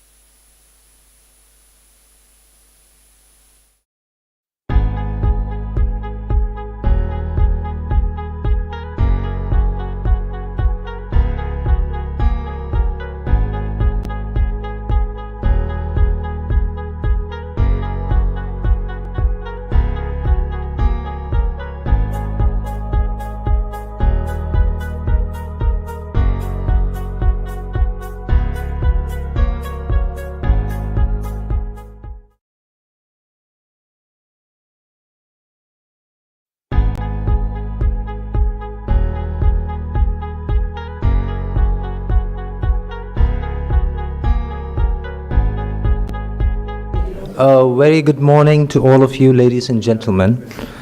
Please allow me to introduce myself. My name is Kunga Chundan, and I'm the Deputy Coordinator of the Nalanda courses, Tibet House, New Delhi. And I'll be moderating the first session of the conference. Now, I would like to take this wonderful opportunity to extend my heartiest welcome to Professor Vivek Suneja-ji, our guest of honor, and the chairperson of this session. And Venerable Geshe Dorje Damdula, the director of Tibet House, New Delhi. Our distinguished guest speakers, Dr. Nelza Wangula and Professor Samdarshi-ji, and my fellow participants. I would really like to convey my sincere regards and appreciation to all of you for joining with us today with this absolutely wonderful ambience. Thank you. And now let me introduce the theme for this session, which is the vision of His Holiness the Dalai Lama for a peaceful world. And I would like to humbly request our chairperson of the session, Professor Vivek Suneja-ji, and our respected guest speaker, Dr. Nelza Wangula and Professor Samdarshi-ji, to kindly come on stage and occupy their respective seats.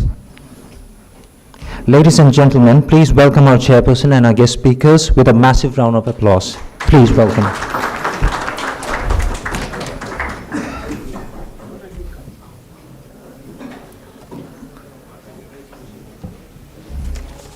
Please.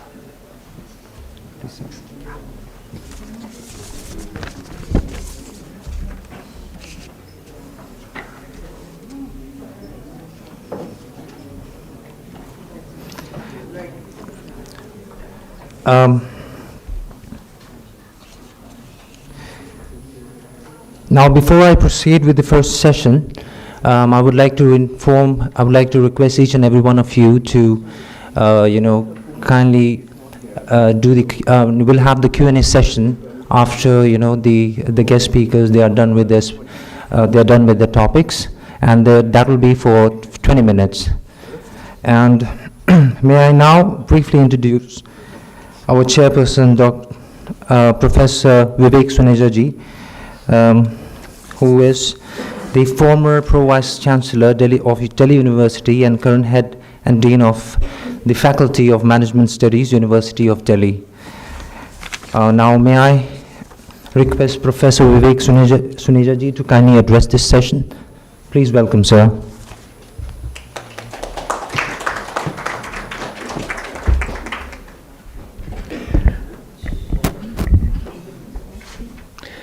It's wonderful that on a cold, frosty, chilly morning in Delhi, so many warm-hearted people are here. So, heartiest which is more difficult, speaking or listening? Which takes more effort? Listening. You can speak for hours. Listening is deeply difficult and highly respectful, because you're letting somebody else into your life when you listen, when you seriously listen. Yeah? So thank you. It's a great honor that all of you are here to listen to whatever we might have to say, wise or unwise. But the fact that you're here to listen to us, we are greatly humbled. This session is the first session, Universal Ethics, the Vision of His Holiness the Dalai Lama for a Peaceful World. We have two wonderful panelists here. Dr. Kumud Bansali could not make it, but since we are running short of time, that means the other two panelists will have a little more time to say what they wish to say. So our first, and I'll introduce the first panelist. Both panelists will get about 20 minutes to speak, and after that, we'll have a 20 minutes Q&A session. Is that okay? Young friends, are you still awake? Young friends, raise your hands if you're still awake. Good. Everybody is young here, I mean, young friends. You know, I saw somebody jogging in a park a few days ago, and he had a t-shirt on. These days, all sayings come on t-shirts. You don't get diaries anymore. And it said, I was feeling tired yesterday, I'm feeling tired today, I'm retired. Retired. You can retire at 25. You know, I teach management. Some of my students have retired already at 26. They've earned some salary package. They think that's it. Yeah, life is done. You got a job, you got a flat, you'll marry, you have kids, who'll again get a job, get married. Done. Done, dried and dusted. So you can retire at 25. Or you can never retire. You can always remain young. Youth is a state of mind, really a state of heart. So first, you know, Buddha is called the enlightened one, not the good one, the enlightened one, the man who woke up, was sensitive. You know, his ears are right up to his shoulders. His ears, that's why I was saying, listeners, his ears are right up till here. And he's not speaking generally, he's quiet. So we have the easy task. He's quiet. You people have to have these big ears, all of us. That ears denote sensitivity to the world. To be sensitive to the world, to be awake to the world, not to sleepwalk through life as if in a daze, but be sensitive with your heart, your mind, your body, your heart to everything that's going around you, to be alive, not to be dead. And that freedom of aliveness is nirvana. So let's all be alive and co-create. This is not people speaking here and you listening. This is a co-creation. And after the both have spoken, we'll have a lively 20 minutes, yes, of debate. Perhaps a better word is dialogue. Even a better word is conversation. I still remember, and that was a transformative experience, Samdhyong Rinpoche, the PM in exile, had come to Delhi University. Yeah, His Holiness often graced Delhi University, and on this occasion, Rinpoche ji was there. And I asked him, he was addressing an audience of young students, I asked him, sir, do you have a PowerPoint presentation? And he said, I don't have power, PM in exile, nor do I have really any point to make, but if you permit me, I'd like to have a dialogue with the students. From that day, I've never ever used a PowerPoint in my class. I gave it up. So let's have a dialogue. First speaker for the day, the panelist, is Dr. Nilsa Wangmo, and I'll briefly introduce her. Dr. Nilsa Wangmo, I hope I get your pronunciation right, got her Bachelor of Arts degree from Lady Shri Ram College, Delhi University, and a Master's and MPhil degree in Buddhist Studies from the University of Delhi. She was awarded a PhD degree from JNU and was a UGC JRF Fellow. She attended the Mind and Life Summer Research Institute at Garrison, New York in 2016. She has taught at Central Institute of Buddhist Studies, Leh in 2020. She worked for the global launch of SEE, Social Emotional Ethical Learning, in New Delhi in 2019. She worked as a research associate for the International Buddhist Confederation until recently. She has participated in various conferences and online talks for Global Peace Foundation on Facets of Faith 2020 and Earth Day Network India on interfaith dialogue on investing in our planet. Her aim and vision is to study and share the rich philosophy of the Nalanda Pandits, complementing it with modern science as envisioned and advised by His Holiness the Dalai Lama.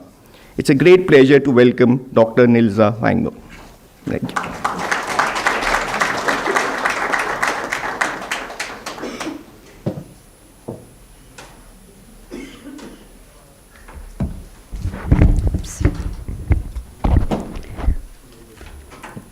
Thank you, Chairperson Dr. Suneja ji, for the kind introduction. So I don't have a PowerPoint. I'll just be speaking, and I hope I can have a dialogue with you all. So I would like to first thank Venerable Geshe Dorje Damdullah and Tibet House for giving me this opportunity. So I would be sharing on the topic His Holiness the Dalai Lama's 4 commitments, the way forward. And as Venerable Geshe Dorje Damdullah earlier mentioned today, that there is a lack of education of the heart, and in this regard, I'd like to share a short anecdote, which I read somewhere long back. So this is a short example which could.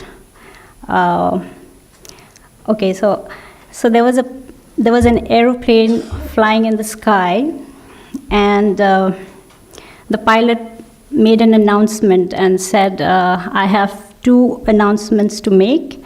One is the good news, and the other is the bad news." So he asked, which one would you like to hear first? And obviously, the passengers thought that the flight's going to crash, or they're going to all die. So they said, why not hear the good news before we all die? So the good news was, the pilot said, all the functions of the plane is going well. We have good amount of fuel, and everything is working perfect, technically. So people looked at each other and then said, then what is the bad news? So he said, the pilot said, the bad news is we've lost the direction. So I think this really resonates with the lack of education of the heart in today's times, especially in the education system. So I think His Holiness the Dalai Lama, he has been dedicatedly trying to show the world a sense of direction to a happier life, towards a happier life. So I'd like to just mention 4 of His Holiness the Dalai Lama's commitments. I'm sure many of you must know about these 4 commitments. So the first is promotion of basic human values. Second is the promotion of religious harmony. Third is preservation of Tibetan language, culture, and heritage. And the 4th is revival of ancient Indian knowledge. So when I saw this online on the Dalai Lama website, you could read it on the Dalai Lama website, the 4 commitments. What was interesting to me was the first commitment. It started with His Holiness saying, as a human being. So I think in these 4 commitments, His Holiness talks about himself at different levels. The first being a human being. So the second one, he says promotion of religious harmony as a Buddhist monk. So that's the other identity that he has. And the third being preservation of Tibetan language, culture, and heritage. There His Holiness writes as a Tibetan. So again, the identity of being a Tibetan. And the 4th, as many of you must have heard His Holiness say in the public talks, and that he considers himself a chela of the ancient Indian gurus. So I think at that level, his responsibility for the revival of ancient Indian knowledge comes about. So these are the 4 commitments of His Holiness the Dalai Lama. So let me just go one by one. Okay, so before that, I'll just read a bit about His Holiness. His Holiness the Dalai Lama is a man of peace. In 1989, he was awarded the Nobel Peace Prize for consistently advocating policies of non-violence, even in the face of extreme aggression. He also became the first Nobel laureate to be recognized for his concern for global environmental problems. So having traveled extensively to over 67 countries spanning 6 continents, meeting with people from different walks of life, he's the recipient of over 150 awards, honorary doctorates, prizes, etc., in recognition of his message of peace, non-violence, interreligious understanding, universal responsibility, and compassion. He's also authored or co-authored more than 110 books. His Holiness has held discussions with heads of different religions and participated in many events promoting interreligious harmony and understanding. Since the mid-80s, His Holiness has engaged in a dialogue with modern scientists, mainly in the field of psychology, neurobiology, quantum physics, and cosmology. This has led to a historic collaboration between Buddhist monks and world-renowned scientists in trying to better understand the self and our world.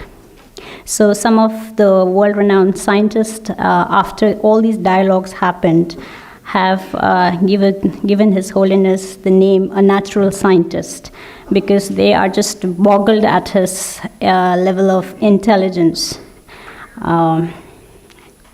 And the focus of His Holiness Dalai Lama's colossal endeavors extends from the cause of the Tibetan freedom struggle to universal ethics, to bridging the gap between science and religion. At the Dalai Lama's teaching, people meet a man who describes himself as a simple Buddhist monk. His life and accomplishments, however, can only be described as much more than simple. So the 4 commitments of His Holiness the Dalai Lama, I would be elaborating a bit on that. So I'd also like to mention that in 2020, the CTA, Tibetan Central Government Administration, Department of Information and International Relations, they invited over 120 eminent speakers from 19 different countries for a talk series on the 4 commitments of His Holiness the Dalai Lama under the banner Year of Gratitude to His Holiness the Great 14th Dalai Lama. So if you're interested, you can watch these virtual talk series on YouTube. I think our Venerable Geshe Dorje Damdul is one of the speakers as well. So going to the first commitment, promotion of basic human values, when His Holiness talks about the basic human values, he talks about values such as compassion, forgiveness, tolerance, contentment, and self-discipline.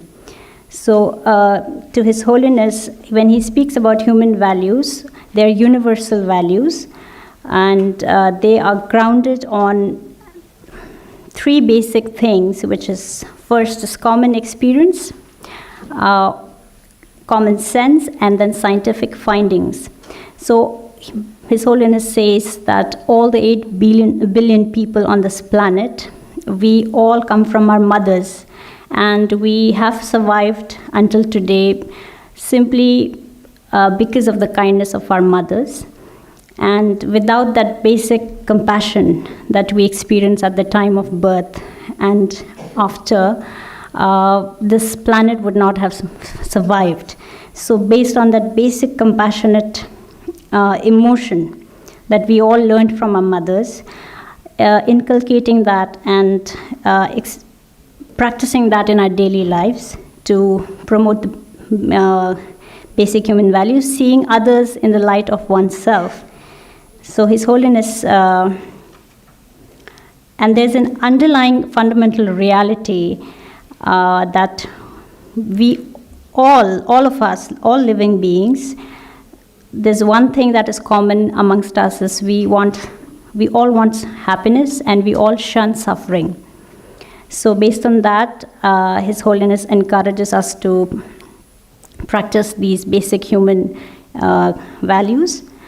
And I'd like to quote His Holiness, the Dalai Lama, quote, "I believe that at every level of society, familial, tribal, national, and international, the key to a happier and more successful world is the growth of compassion. We do not need to become religious, nor do we need to believe in an ideology. All that is necessary is for each one of us to develop our good human qualities. I try to treat whoever I meet as an old friend. This gives me a genuine feeling of happiness. This is the practice of compassion," unquote. So most of the alarming problems that we face today are global and not confined to political boundaries. So therefore, I think the solutions to these global problems should also be universal in nature and should be based on empathy, compassion, tolerance, and a deep understanding of interdependency of oneself and others. So the second commitment, promotion of interreligious harmony. Says His Holiness is committed to encouraging harmony among the world religious traditions on the basis that despite having philosophical differences, all the religions are based on compassion, self-discipline, tolerance, etc. All the religions aim to bring happiness and avoid suffering based on the individual's wish and desires. Even the Buddha had taught as per individual's disposition and inclination, resulting in 4 different Buddhist tenet systems. And even though with differences in approach, different religious traditions for thousands of years in this world have strived for the same objective, that is peace. Therefore, it is extremely important for all the religions to respect each other and maintain harmony to obtain one's religious objective. His Holiness the Dalai Lama's deep reverence to other religions by visiting different temples, mosques, churches, etc. around the world. So the idea that there is one truth and one religion is relevant to the individual practitioner. For the community at large, several truths, several religions are necessary. So with the third commitment, preservation of Tibetan language, culture, and heritage, His Holiness, after coming into exile, he being a Tibetan and the spiritual leader of Tibet, he committed his life in protecting Tibetans' distinct language, culture, and religion. At the same time, he's committed to resolving the issue of Tibet and protecting the environment. His Holiness has tirelessly worked on these commitments by appealing to the UNO at different times. And His Holiness also established Tibetan settlements, established different Tibetan schools all over India. And His Holiness also took the initiative right at the onset after coming into exile to establish the monastic institutions and nunneries in India, which are the replicas or which were re-established institutions that exist in Tibet, the 3 major monastic institutes, the Sera, Gaden, and Drepung. So we find, I think, Honorable Sikyongla mentioned about having about 46,000 monks, including, I think, many from the Indian Himalayan states. So these are the efforts His Holiness has been putting. His Holiness is also advised on preserving traditional Tibetan medicine and promoting it with scientific evidence. And His Holiness has spoken on environmental protection of the world, and in particular of Tibet's environment, which is vital for the whole Asia from the environmental perspective. And I think many of you must have heard that Tibet is also being termed as the third pole of this planet by some scientists. And going to the fourth commitment, revival of ancient Indian knowledge. Tibetan history is witness to us that the three Dharma kings of Tibet, they invested extensively and systematically preserved the teachings of the Buddha by inviting the great Indian Panditas to Tibet to teach. So they sent great large amount of wealth in terms of gold, and the messengers were, back in the days, there was no proper connectivity, so they passed all those rough terrains and entered into this tropical weather, which was very challenging. So a lot of hardships they all faced, and all these Nalanda tradition was over the centuries taken to Tibet, and under Thomi Sambuta, the Tibetan script was introduced in the first half of the 7th century, and it was mainly for the codification of the sacred Buddhist texts that were translated from Sanskrit. So today, His Holiness, why he keeps mentioning that, we were the chelas of the Indian masters, and now it's time for the Tibetans to hand over the wealth to the Indian people. So other institutions like Institute of Buddhist Dialectics in Dharamsala and Tibet House, Delhi, and they are also offering rigorous courses to study this rich legacy of the Nalanda Panditas. And also what we saw recently on 3rd of January, His Holiness laid the foundation stone of the Dalai Lama Center for Tibetan and Ancient Wisdom.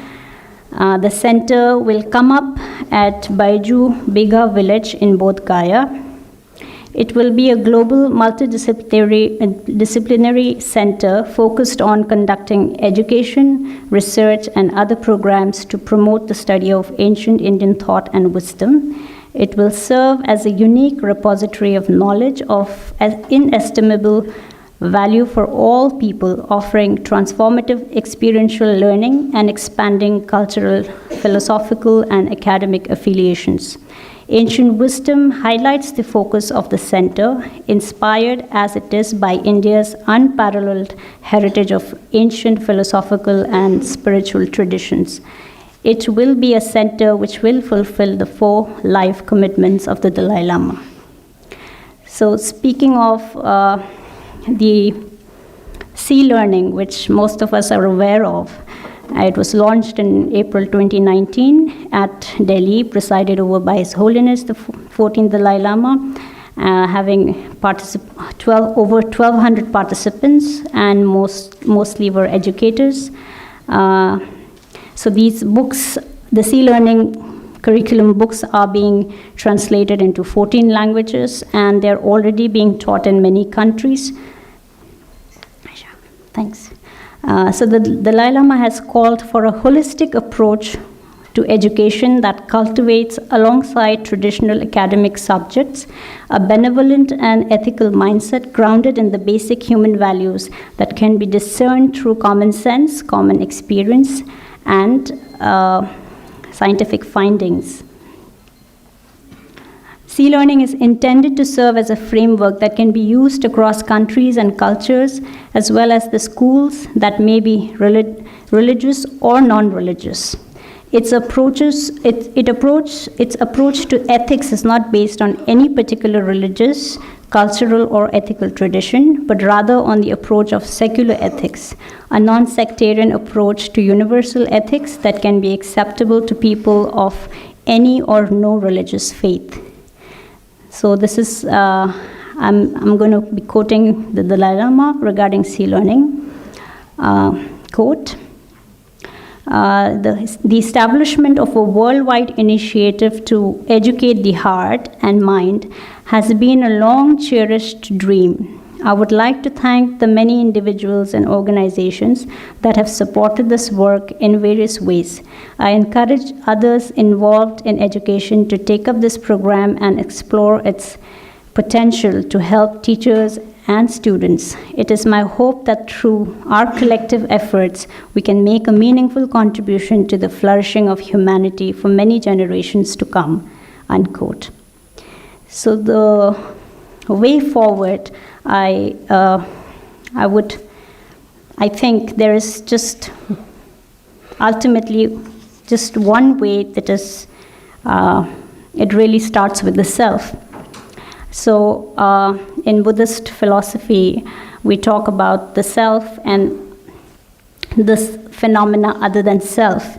So how we interact with ourselves and how we interact with the world. So I think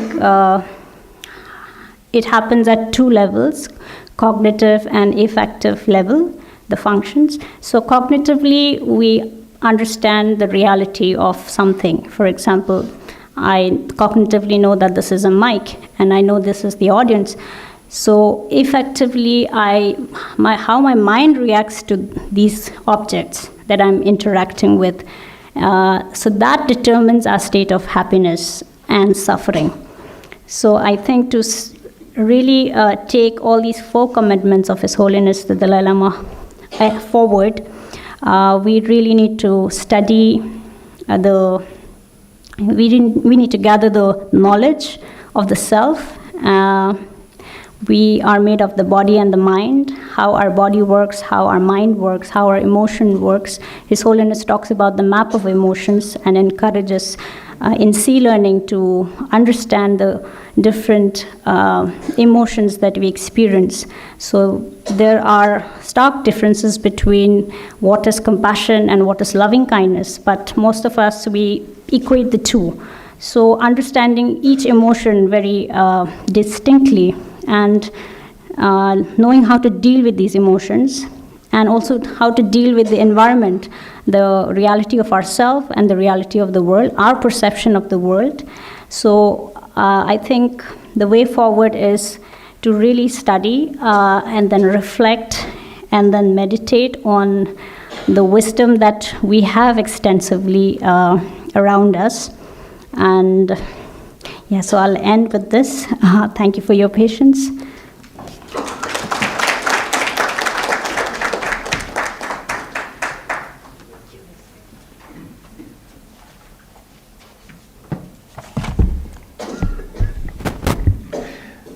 Thank you, Dr. Nilsa. His Holiness the Dalai Lama's 4 commitments. How many of us have any kind of commitment anymore? I mean, do we just drift through life? I teach strategic management, and strategy is about goals and means. But as Nilsa was saying, plane is running all right, everything's fine. We've lost direction. It reminds me of an old Buddhist story. A man is on a horse, and the horse is galloping furiously. And so somebody asks, where are you going? I mean, why are you in such a hurry? Where are you going? And the man replies, don't ask me, ask the horse. So next time I hear an announcement on an aeroplane, I'll bear that in mind. I mean, that will stick. 4 commitments, huh? And what brilliant commitments of His Holiness, right? If you ask me my commitments, boy, I better not tell you. Yeah, New Year resolutions, huh? Little, narrow. Look at the Dalai Lamas for the whole wide world. Huh? Look at the width of and the depth of his commitments. First, ethics for the whole world. Number 2, religious harmony. Third, preserve Tibetan culture and language. Fourth, revive ancient Indian wisdom so that we again have a sense of direction. Wow. So we all should have commitments, and we should stick to our commitments. It's now my pleasure to invite the second panelist for this session, Dr. Pranshu Samdarshi. Look at the word there, Samdarshi. Perhaps he can explain what Pranshu means. All Indian names have meaning, right? Yeah? I lived in Britain for almost 15 years, and I used to joke. They always had this sense that they've ruled us, a little colonial mindset, and I always love to puncture that streak of sadism in me, often in a playful way. So I would tell them, your names are after all your saints, so Peter and Paul, but all our names have meanings. So they said, okay, what does your name mean? So I said, look, English came from Sanskrit, it did. So we have two words. Vivek is a Sanskrit word, conjunction of two words, viv plus ek, right? Viv, his Sanskrit word, means various, variety, vivid, vistar, various, variegated. And before I could explain ek, Vivek means to make viv ek, synthesize. Look at various as one, facets of one, Vivek, viv ek, one. But before I could explain that, they said, we got your name. I said, how do you get my name? Only explained half of it. Several aches, headache, heartache, pain in the... Yeah? I never tried to explain my name to the British again. Okay. So Dr. Pranshu Samdarshi, wisdom in the word itself, in the name itself, Samdarshi. Dr. Pranshu Samdarshi has been a student of Tibet House for over a decade. Presently, he's serving as assistant professor at Nalanda University. I mean, you must have done some karmic good stuff in your past life to be at Nalanda, at Rajgir. He has completed his PhD from Department of History at the University of Delhi, where he explored the dynamic relationship between sacred feminine imagery and Buddhist Tantra practices. He has authored 2 books and published several research papers. He has served as an assistant professor at Amrita University, International Center for Spiritual Studies, Bangalore, for 2 years. He was also invited to design and teach courses of Buddhist studies at the Namgyal Institute of Tibetology, Gangtok, and the Indira Gandhi National Center for Arts, Delhi. And today he will be speaking on interdependence, sense of oneness and global responsibility, the call of the Dalai Lama for universal ethics and future world order. It's my great pleasure to invite Dr. Pranshu Samdarshi. And please explain your name to us.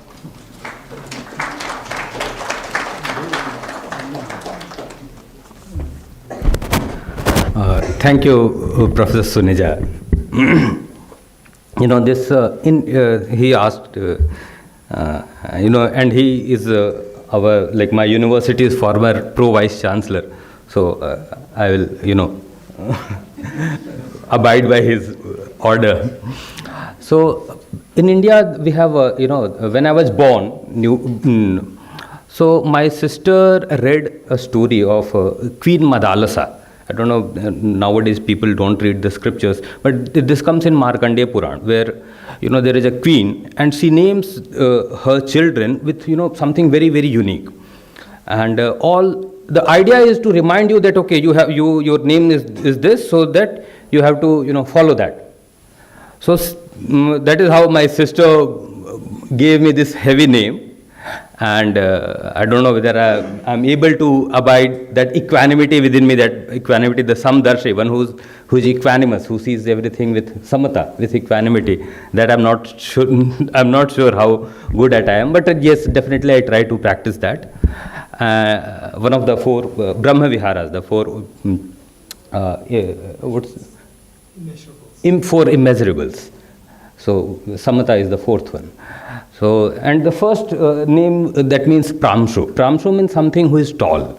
So maybe I became little, my parents, it's a name of a Vishnu, the Lord Vishnu. And he takes a form of giant when he takes Trivikram form. So he is termed as Pramshu. But whenever somebody asks my name, I often quote Kalidas. Kalidas says that Pranshu labhye phale lobhat udbahuri vamana. He says, first line is Mandah Kavi Yashah Prarthi. I'm a very Manda, means very dull poet, and Yashah Prarthi. I want all my name, I want to become famous. Actually, that's the humbleness how these great, scholars of ancient India showed that I'm a Manda, I'm a dull, and, Yashah Prarthi. I want to get fame. So, Gamishyami Upahasetam. People will laugh at me when I'm composing this poetry. This is from Raghuvamsham. Anyway, so, Before I spoke about myself. Let me tell something very unique thing about Professor Suneja. I knew Professor Suneja for last 10 years. I had a friend who used to, whenever he violated some traffic signal, so if the traffic person will come and challan him, so he'll say, I know the commissioner. So the traffic person will leave him, won't fine him. So that way, I can claim that I know Professor Suneja. But jokes apart, Professor Suneja, when I was doing my master's and PhD from Delhi University, I had few meetings with him. I'm sure that he doesn't remember that. The way my friend did not, the police commissioner did not know, my friend, but he claimed that I know this commissioner. Anyway, so Professor Suneja, I had a small meeting where I got to know, I'm talking about, I think, 2012, 11. I was a volunteer of Spikmake. I'm still, so I got to know that Professor Suneja is not having a mobile phone. So then I thought, okay, look, my university provides, this is a renunciation. If you can live without mobile phone, you are a true renouncer. So then I tried to practice it for 6 months. I could not, but after 6 months, I have to, after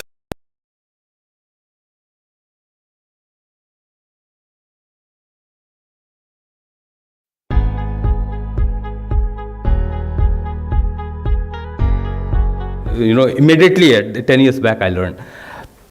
So under him, several great initiatives were taken, and there are people like Professor T.K. Mishra, or I wish that more such academicians and administrators are there in our educational system.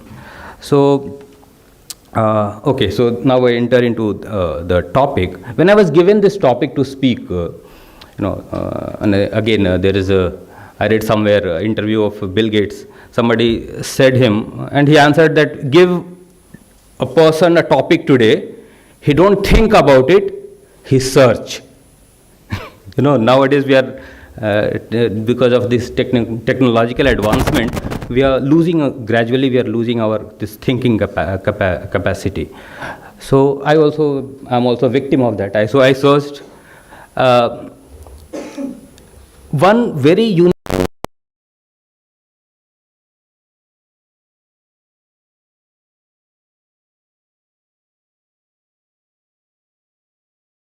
ethics for the whole world.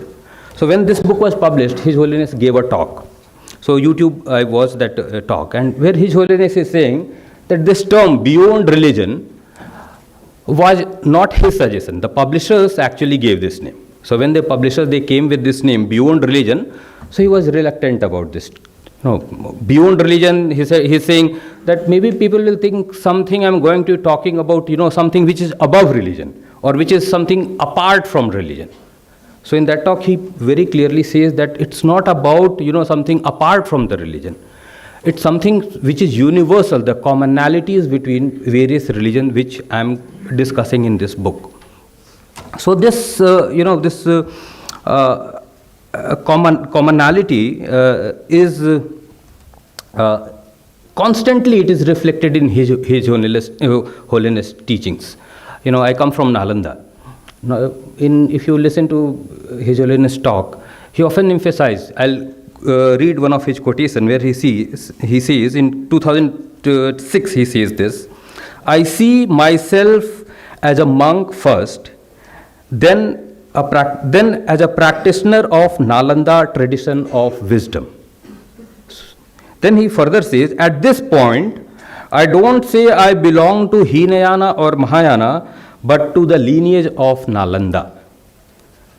This Nalanda, the great legacy which, again, Government of India is trying to revive. It's in very premature stage at this point of time, but His Holiness often emphasizes this Nalanda tradition. And this Nalanda, the term, Sanskrit is a wonderful language. It helps you to live with the contradictions. So the same word can have multiple meanings, sometimes even two opposite meanings.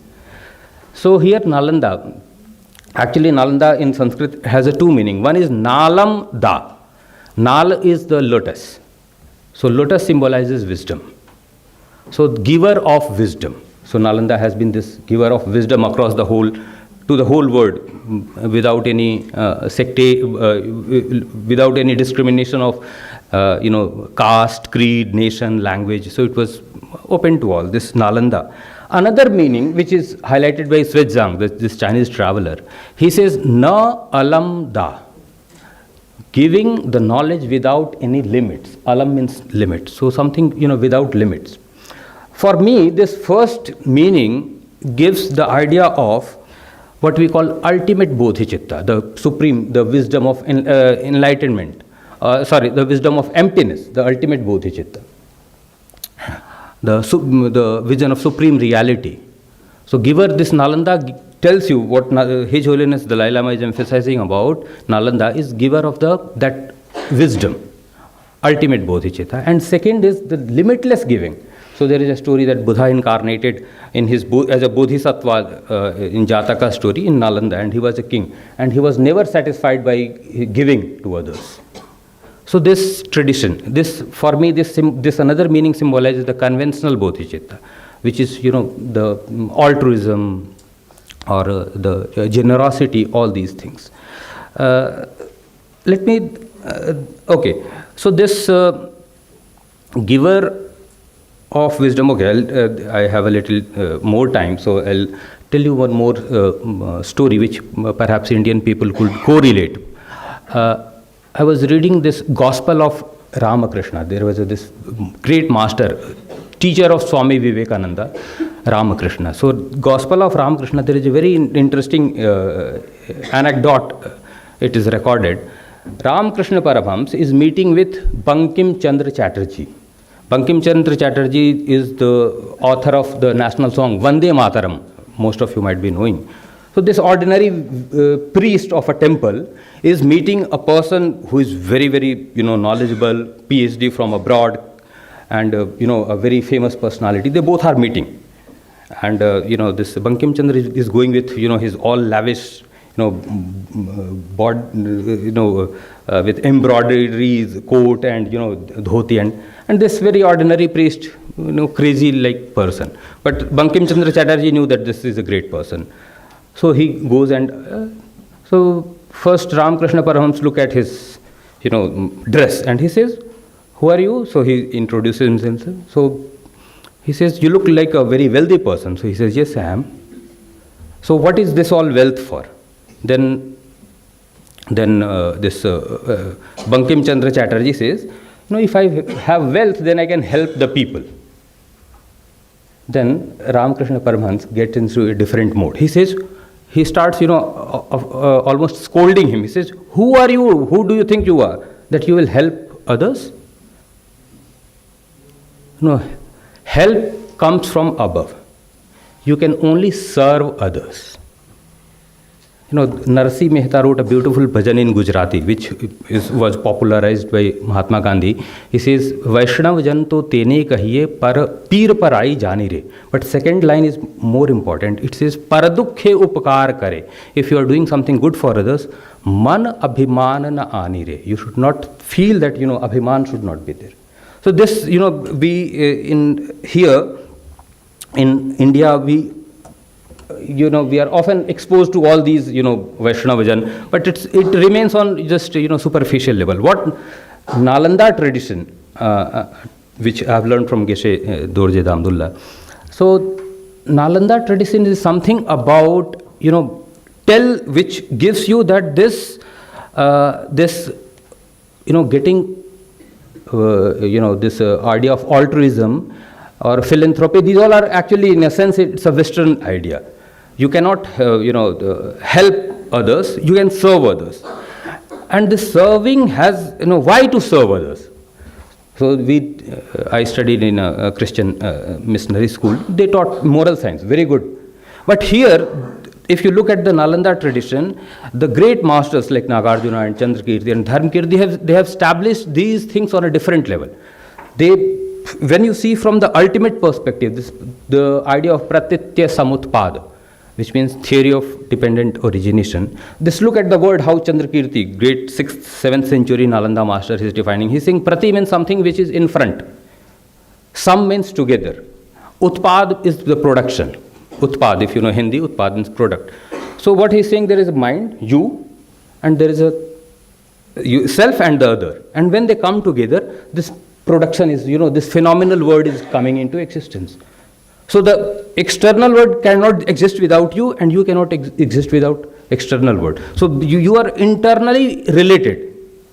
And this is what Professor Suneja pointed out, what quantum physicists are proving at present through experiment. It's not quantum physics no more just a theory. It is a practical. We have quantum computers, and quantum physicists, the way they have now proven it. This year to 2022, the Nobel laureates have, the Nobel laureate who was also a good friend of His Holiness the Dalai Lama. These, the physicists, they have proven that there is the role of your own observation. So we are participatory observer in this reality. And this has been proven experimentally. So this interdependence has been first proven. If we teach moral science or ethics on a very superficial level, the way it has been done till now, it doesn't remain, it does not enter into our subconsciousness. What Nalanda masters, they did, they proved it empirically. Let me share you another incident. My parents, they used to go, very personal incident I am telling you. My parents used to visit a very ordinary lady, Bengali lady. She was famous, known as Mata Anandamai Ma. So she was ordinary looking, she could hardly speak even Hindi, she could manage with. So she has a unique quality. If somebody is visiting, suppose somebody is visiting and child is very sick, and the person is, we usually visit the saints when we have some problem, So if somebody is visiting her and that person, suppose child is sick, so she would automatically know, without the person is telling that, okay, my child is sick, she will ask, don't worry, your child will get, well. So she would know, what we can say, she would read the minds. So somebody asked her that how you know what others are feeling? How do you know others? You know what her answer was? She said, who is the other? So this universal sense of oneness, those who get little deeper into these, spiritual practices, this universal sense of oneness automatically comes into you. And there is no other external. We are not harming, what Nalanda masters have proved rationally and what quantum physicists are proving experimentally. When we are harming, the nature or somebody else, there is no other. Actually, finally we are harming us. So this has been there in, in our tradition, whether we are aware of it or not. And in Bodhisattva Shantidev, in his Bodhicharya Avatar, in his the 8th chapter, the chapter on meditation, he brings it as a practice. And he tells that this is esoteric practice. And he tells, because, if you start talking about quantum physics to ordinary person, he'll laugh on you. That, oh, my mind is making this table. No. So he says, make it esoteric, because he might be knowing that people. So he said, this is esoteric practice, and he talks about swatma parivartan, transforming the self to others. And then paratma samata, the self-sameness feeling for the other. Which is practiced in Buddhism, Tonglen practice. That this self, the idea of self is, Buddhism talks about anatma. There is no self. But self exists. So he is saying that self-sameness feeling for the others. And paratma samata. His Holiness, in one of his talks, he points out that we can live without religion. He says, religion is, when we are born, we don't have any religion. Newborn baby. But we cannot live without compassion and ethics. All of us here present, we have survived because of our love of mother or motherly love of somebody's. So there are atheist people, those who don't have any religion. But we can live without religion, but we cannot live without, ethics, compassion, these values, universal values. So I think I have here I'll quote a great master again from Nalanda and Vikramshila, Sarahapad, and he's a great Tantra master. One of his saying, which is also there in our Tibet House prayer booklet, he says, Sarahapad, he says, by entering into wisdom of emptiness, but devoid of compassion, one will not find supreme path. By entering into this ultimate reality, but devoid of compassion, one will not find the supreme path. And at the same time, by meditating upon compassion alone, one will not attain liberation. Often these technological advancements are necessary, but without the ethical values. When this pandemic came, His Holiness pointed out that prayers are not enough. So both are, medical facilities and prayers, both are needed. So Sarahapad is pointing out to that. At the same time, by meditating upon compassion alone, one will not attain liberation, but remain in samsara. One soever is capable of finding the union between two is the realized one. So we need to, look at the balance, and then I think time is about to up. So I'll conclude with another anecdote. When Professor Suneja was Pro Vice Chancellor, we used to invite His Holiness the Dalai Lama at Delhi University.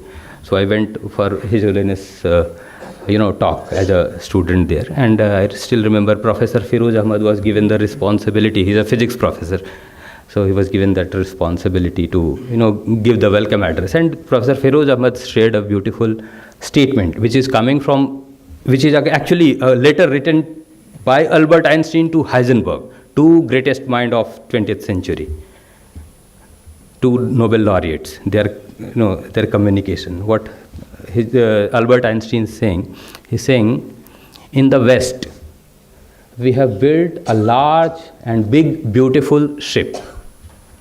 And this ship has got all the comforts in it. But one thing is missing. The ship does not have a compass, and it does not know where to go. And in the East, people like Gandhi and Tagore, I'm quoting Albert Einstein. He's saying, in the East, people like Gandhi and Tagore, maybe if His Holiness the Dalai Lama was at that time, he might have said with people like Gandhi, Tagore, and His Holiness, and their spiritual forebearers. In the East, they have discovered this compass. So why not this compass is put into the ship so that both can realize their purpose? So the ship is nothing but the world in which we are living. This has been visualized as a ship by this Albert Einstein. And he's saying, without compass, this ship is directionless. And this, what Dalai Lama is pointing out, and what we are discussing is universal ethics. These are these are the compass, which we in India, we have core competence for it. Our spiritual forebearers have discovered this compass. This is what the Albert Einstein is saying. So I'll end with this. In 2023, India has been given this presidency of G20. And I was coming from, from railway station. I saw the board, one earth, one family, one future. Everywhere, on the street it is written, you might also have seen. So this one earth, one family, one future, this idea, and where India is leading for G20, I think the message of His Holiness, the universal ethics and the global responsibility for the future world order, I think that is very, very relevant. Thank you. Thank you, everyone.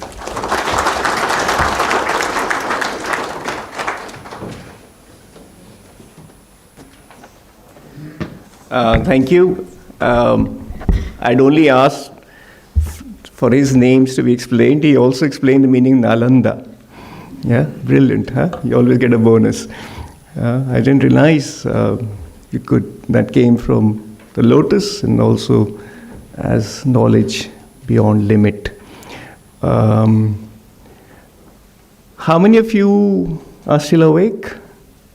You know, the good thing about the Buddha is he often has his eyes closed. Yeah, you notice when they make the statue half open. Why do they make his eyes closed or half open?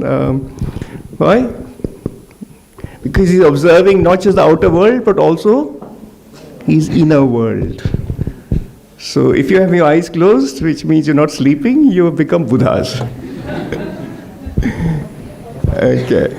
Time to wake up, young friends. We'll have 20 minutes of questions, and if your stomach is rumbling, we can make it quicker. But let's have an interactive session. So I'll sit down there. Do we have a mic, or do we? Or can, yeah. Okay. Tenzin can just raise your hands, and we can have questions. Yes. There you are.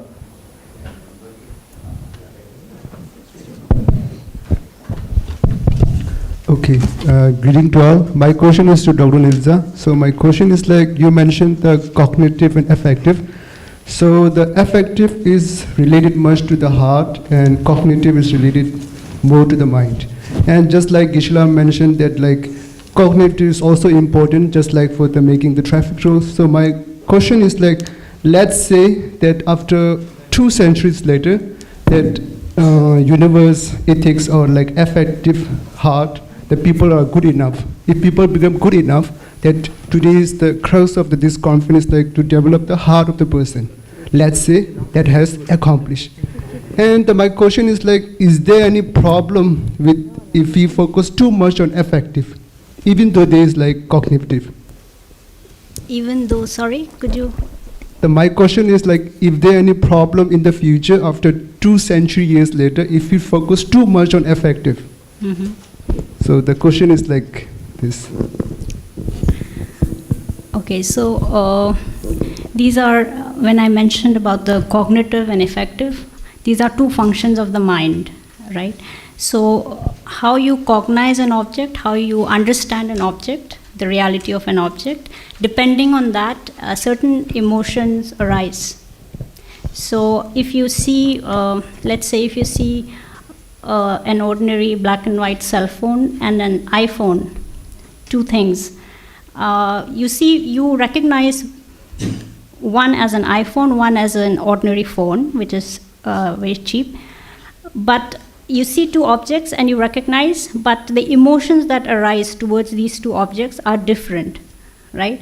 So, I mean, I won't generalize, but but in most cases, we get attracted to an iPhone, right? Because so there, the desire to have that object, which is more expensive and fancy, so the attachment arises.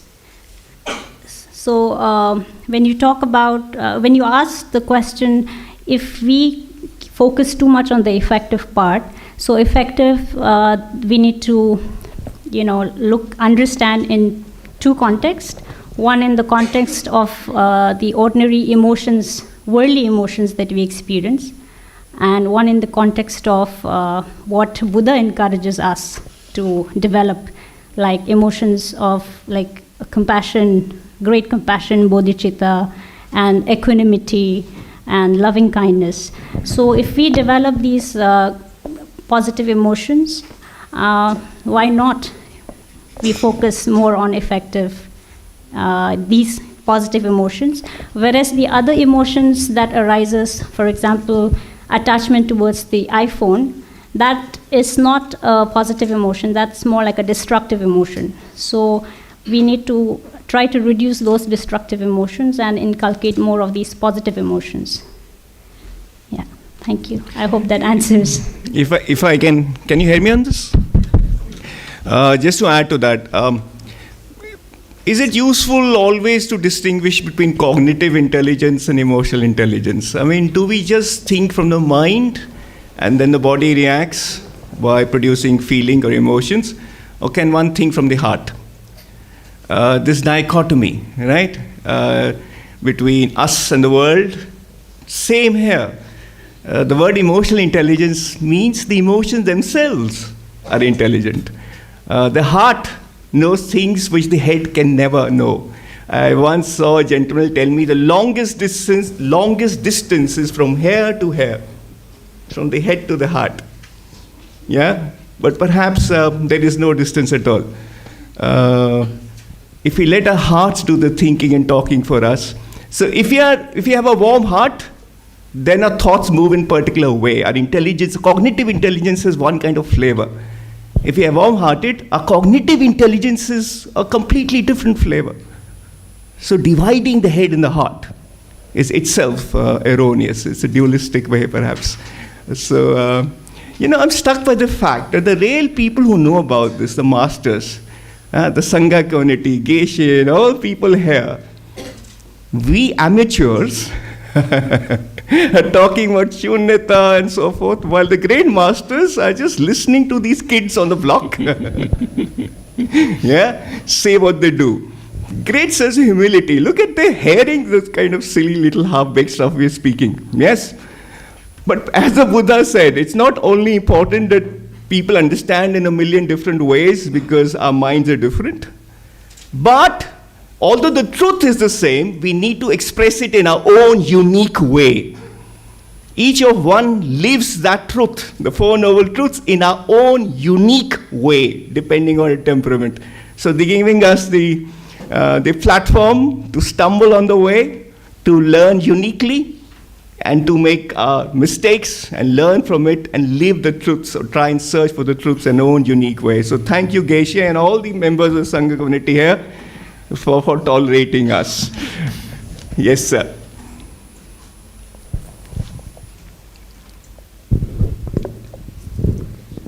Hello.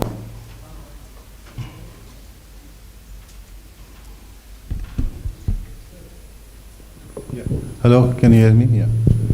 Thank you, Professor. And I have a comment and a question.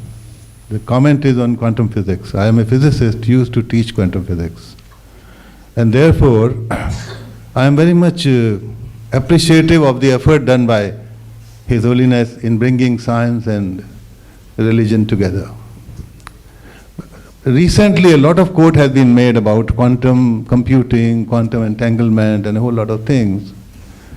I would very humbly submit that the convergence is very far. I think I'll stand up because this is a very important subject, and I think we have to really understand it. The quantum entanglement, quantum computing, uncertainty principle, Heisenberg uncertainty principle as he was quoting, are a domain which are very concrete. They start giving you some results very quickly. Like the fusion, for example, you might have read about the fusion these days. The world will undergo a total change if the fusion research succeeds, to which some results are coming up. So this is a comment saying that we may try to converge it, but the convergence is a little far away. We have to really think about it much more deeper. That's one comment. The question is very much addressed to Professor Vivek Suneja and the panelists.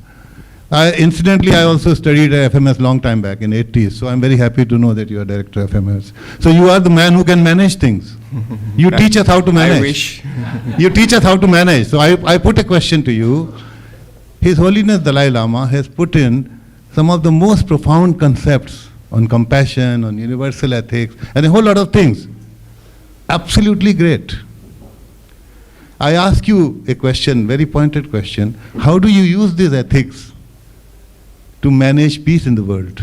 Where are we trying to find peace in the world, especially with Ukraine and a whole lot of things, Rohingyas and a whole lot of things which are happening. So how do we manage it? Where do we build it in and the plug-in so that the world becomes a better place to live? Thank you. Thank you, sir. You want to respond to that first? How do we build peace? First, get like-minded people together. Thanks to Tibet House. Get you here, sir, and we have a chat. No, that's too simple. No, it's not simple. You are ducking the question. No, I'm not ducking the question at all. Look, no, I'm not ducking the question, with respect. Look, His Holiness, I mean, he could easily have become bitter, as was pointed out by His Excellency the President, not hating the Chinese. He expands his vision, right? Now you might say, what good has that done us? Tibet is not free and stuff. It will be in its own time. The Dhampada, with respect to the Sangha, begins by saying the mind is the forerunner of everything. The mind is the forerunner of everything, right?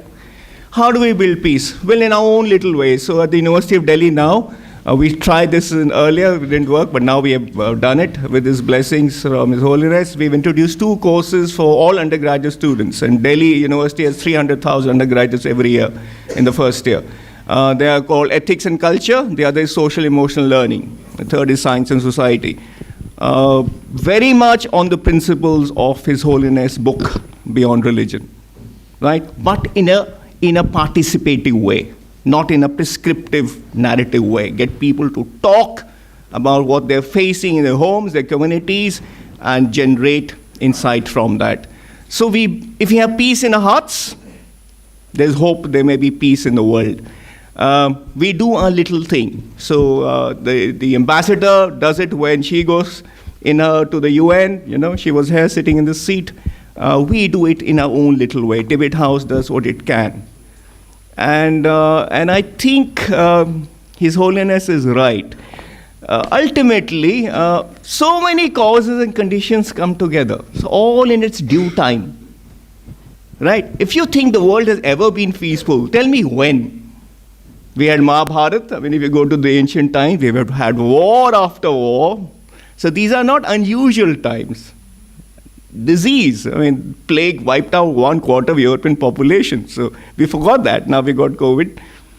Yes. So the existential questions remain the same. I often think, what has changed when Buddha, who was a prince, he was not running from poverty. He was not escaping poverty. He was an affluent man. Yes. King and wealth and comfort, but sensitive to what? To human suffering. Why is there sickness? Why is there death? Has that changed? Not at all. We are exactly where we were in Buddha's time. No difference at all.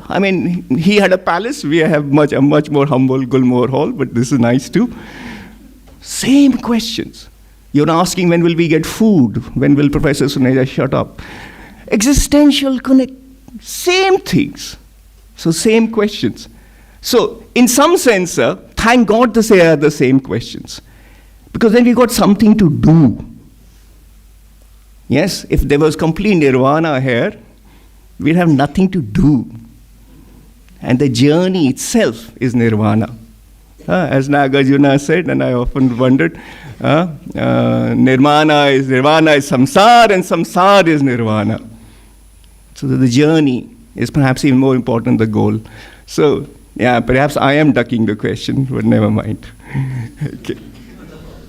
Okay, shall we take one more question? It depends on how your rumblings and your intellectual curiosity versus your existential stomachs. So it depends. Go on. Yes, sir. Hunger for knowledge versus hunger for food. We can have both, of course. Hello, everyone. I'm Dr. Tenzin Chande. So I came across this question. So this was put to me by my senior. So he asked me, "What is religion?" So I was completely blank. I didn't have any thought. I haven't given it a thought once in my life. So my question is to all three of you. Yeah. What's your thought on religion? What's the definition? Let's begin with Dr. Nilsa and then go to Dr. Branshu. What's the definition of religion? Yeah, what is your definition of religion? And significance of the religion to all three of you. Thank you. All right. Okay. Go on, Nilsa.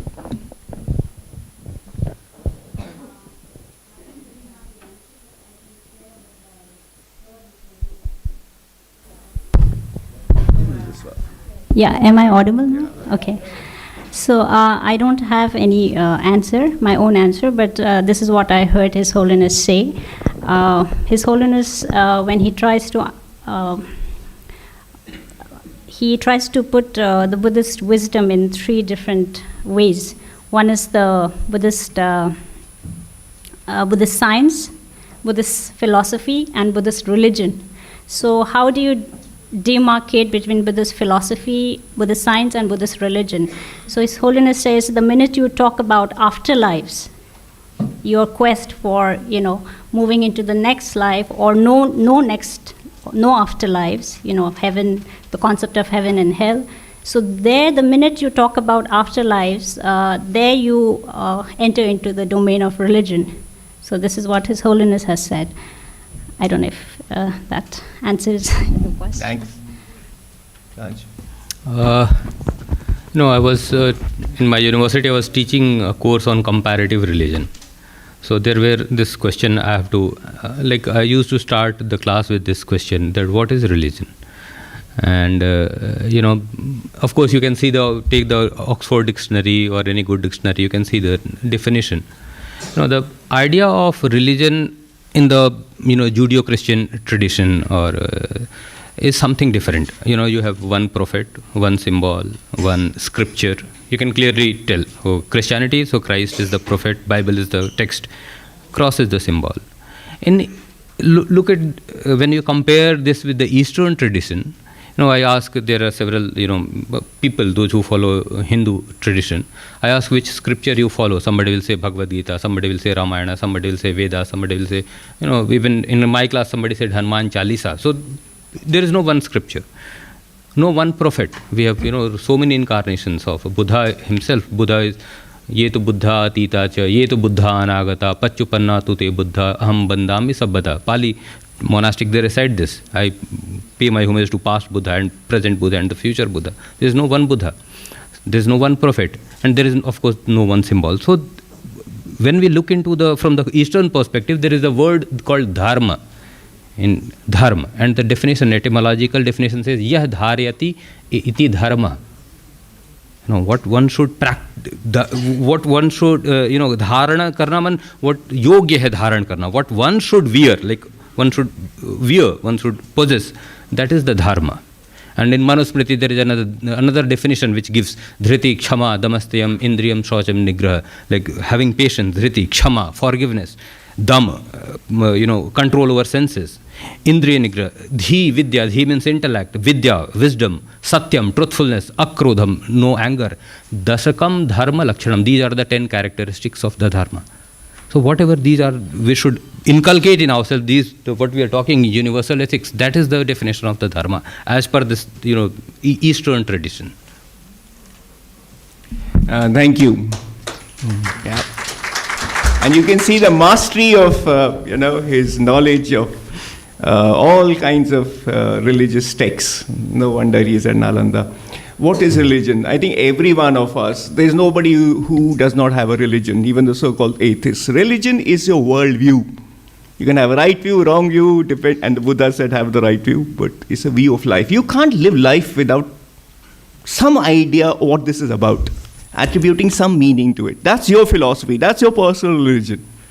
The word religion itself, etymologically, religion, jer, which means gather together.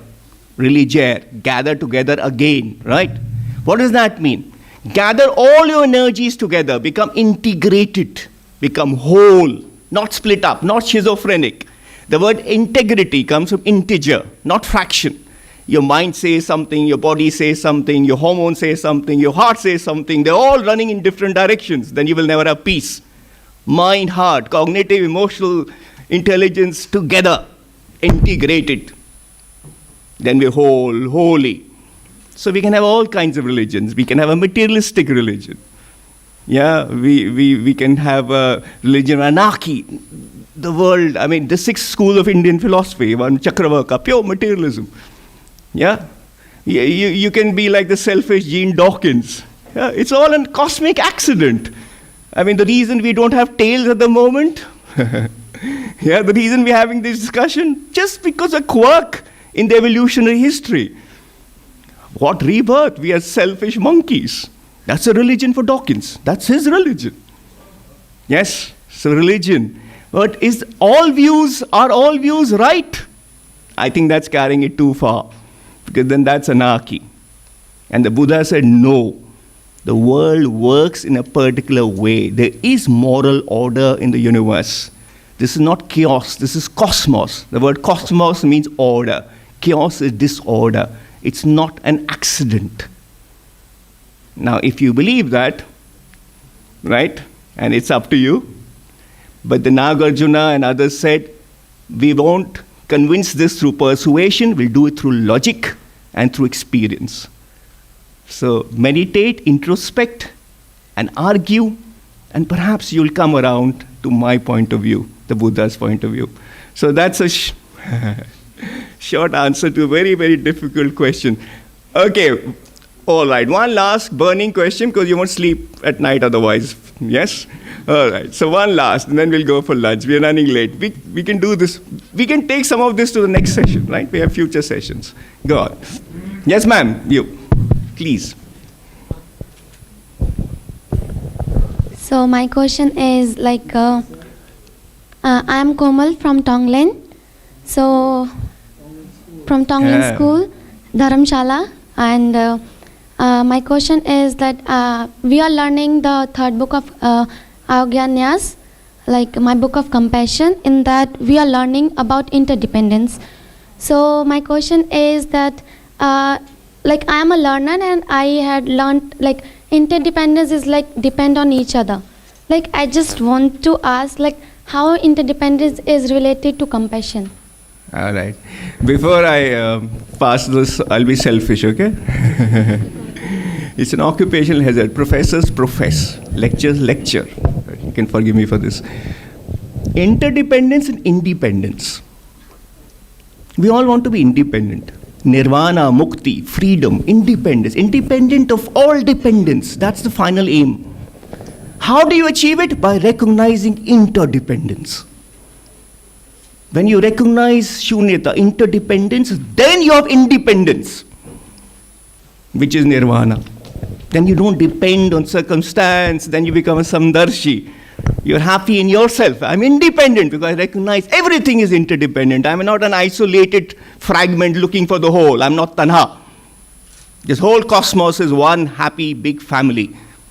Or it can be if we work hard enough, right? So that's my little philosophical take on it. Pranshu. So how's interdependence related to compassion, you said? That's the question.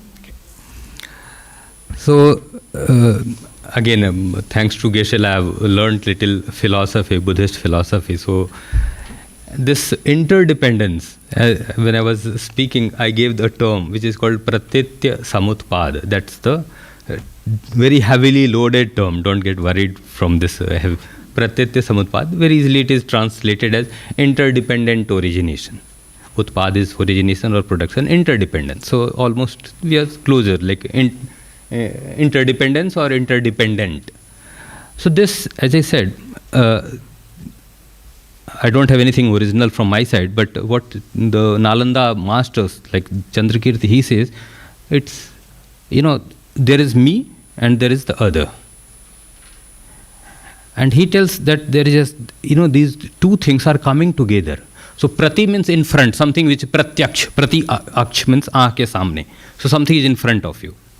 And there is something is in front, that means you are there, so prati. And then when these two things come together. And tya is a terminology for motion. They are into motion. And then this, production is happening. Utpat. So utpat, actually utpatti, ut means arise and pat means fall. So utpat. So it is talking about the momentariness, that is this phenomenal word is continuously producing and going off. Utpat, arising, falling. So that is utpad. So this is how the word exists according to Buddhist philosophy. Now connecting to the compassion. So based on this interdependence, you are not different than me because I exist because you exist.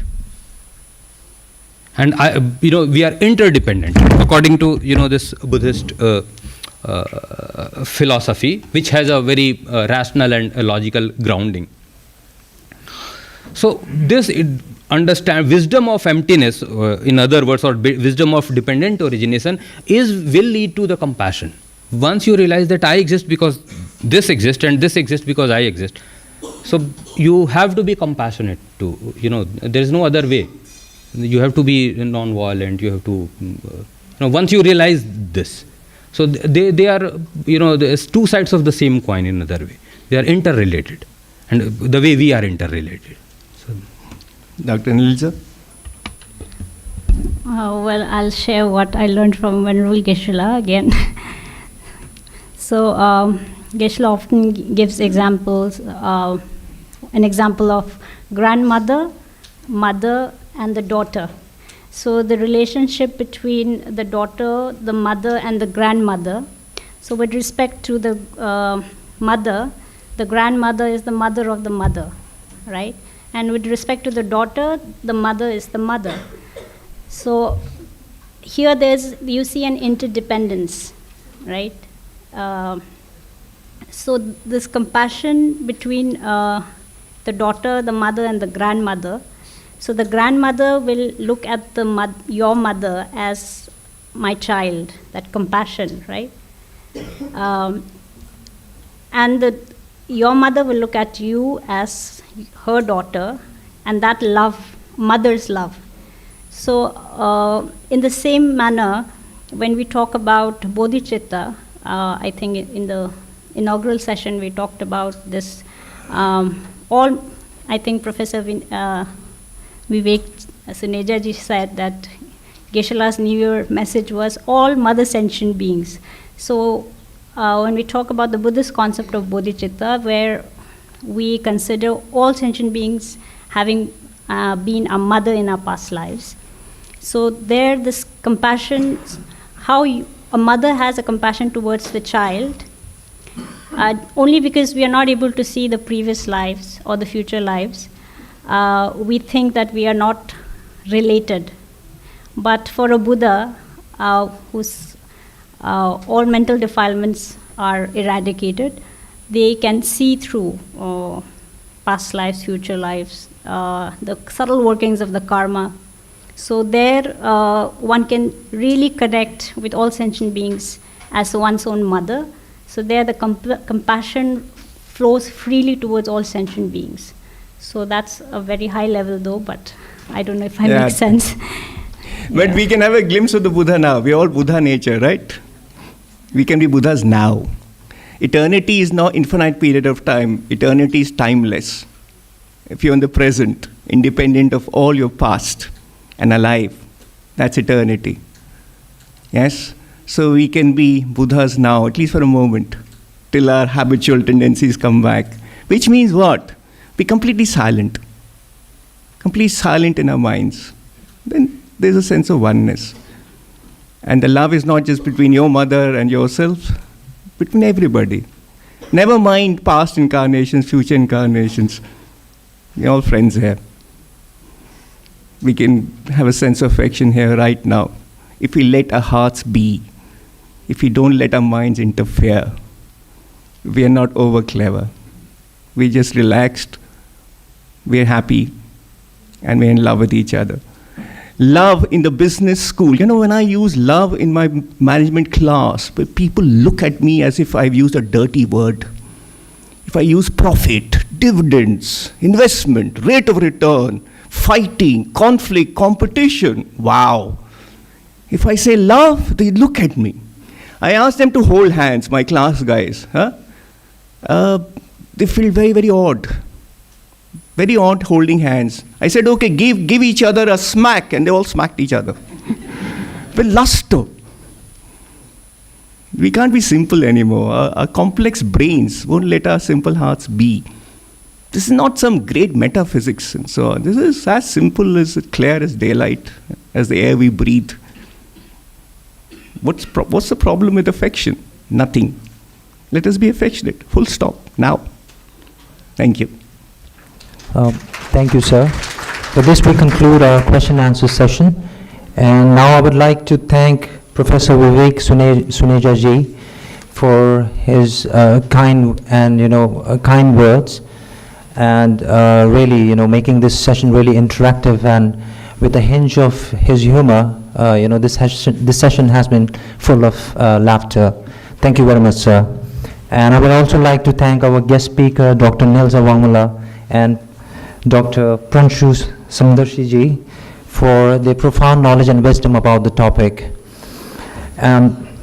With this, I would like to humbly request Professor Vivek Suneja ji to kindly do the honor of presenting the white scarf and the souvenir to our guest speakers. Please, sir.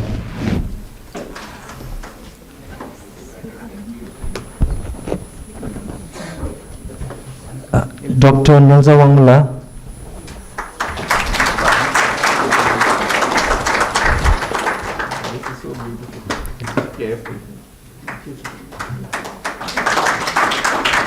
Dr. Pranshu Sandarshi ji, please give them a big round of applause.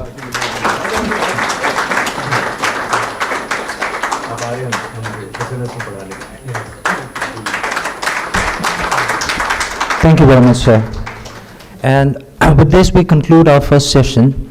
And let me inform you that the lunch is being served at the nearby lobby. I hope you have a good lunch, and then we'll have our second session, which will be moderated by my colleague, Mr. Tenzin Legminla. Thank you, everyone. Thank you very much.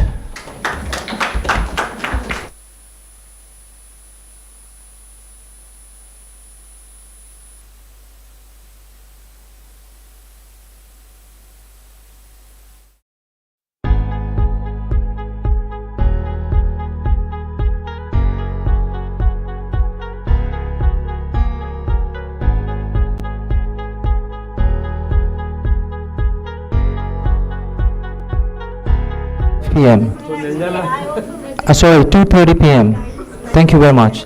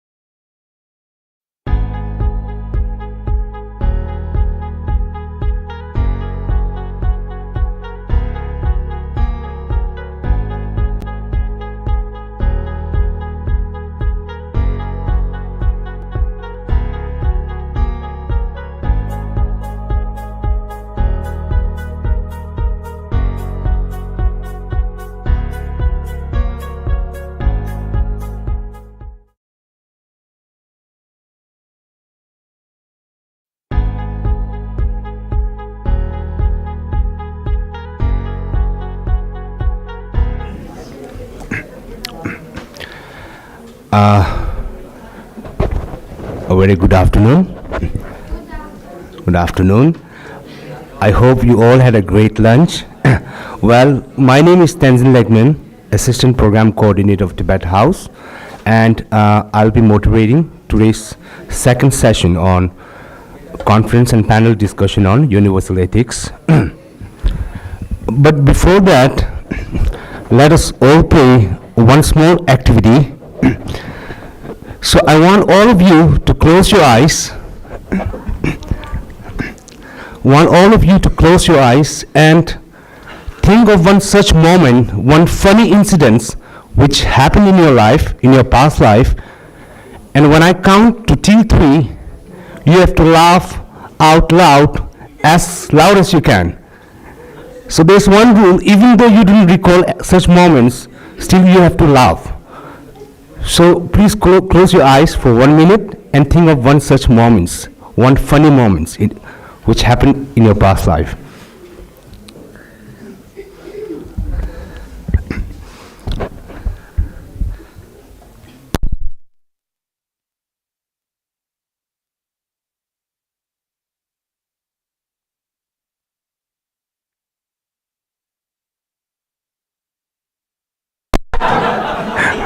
One more time, 1, 2, 3.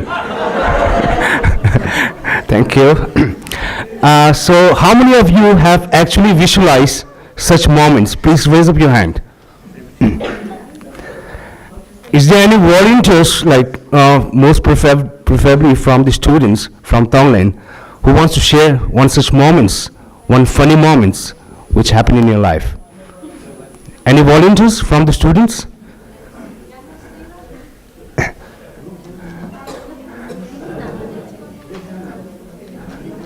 Yes. No volunteers? Yes.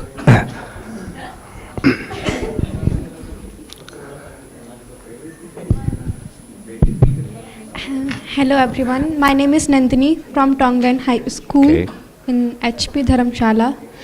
So one day me and my brother is playing.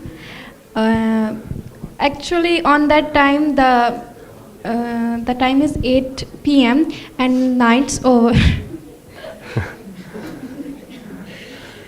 And on that time my brother is so small and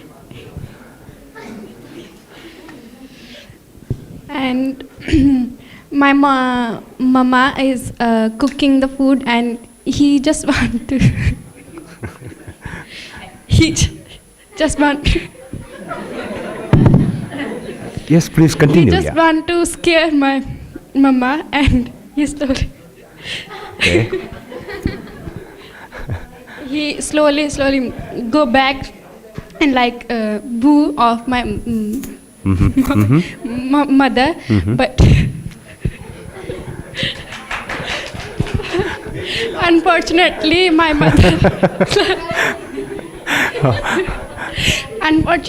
mother saw him his shadow and he she moved backward and slapped. Okay, thank you. Thank you so much. We will now begin the session. So the theme for this session is Compassion, Universal Ethics in Action. And the chairperson for this session is Dr. T.K. Mishra, former Vice Principal, Ramanujan College, Delhi University. And the speakers are Venerable Jamyang Losang, the founder and director, Tonglen Charity, Sara, Himachal Pradesh. Mr. Chering Dorji, director, Minseling Group of Institutions, Laos Spiti, Himachal Pradesh. Ms. Robin Chaurasia, the founding director, Kranti NGO, Mumbai. I would like to request our chairperson and all the speakers to kindly come on stage and take your respective seats.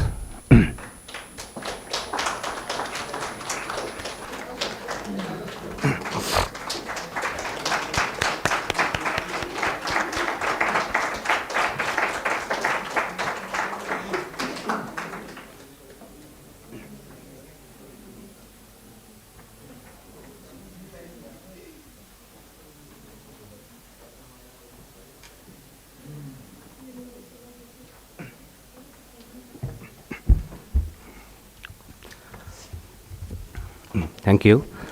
To briefly introduce our chairperson for this session, Dr. T.K. Mishra, as a professor of commerce and the vice principal at Ramanujan College, University of Delhi, retired on 30th June 2022. Professor Mishra obtained a PhD from Delhi School of Economics. Along with his 40 years of college teaching career, Professor Mishra has also been the director, Center for Ethics and Values, for the last 8 years. As seminar director, he organized 6 international seminars or conferences on issues of ethics. As editor, he published 7 volumes of peer-reviewed International Journal of Applied Ethics. His writings in the form of editorials have often appeared in the Speaking Tree, a Times of India publication. He initiated Ethicist Conclave with Tibet House, New Delhi. The second Ethicist Conclave concluded a year before last year. He was also the director of a newly established School of Happiness. As a course coordinator, he conducted 3 batches of UGC-approved 6-month values-based course in happiness. In 2021, he completed 10 online courses on positive psychology from universities like Harvard, Yale, Pennsylvania, and Michigan. He has also received Distinguished Teacher Award from Indian Accounting Association NCR chapter. So with this, I now request Dr. T.K. Mishra to kindly proceed the session. Thank you.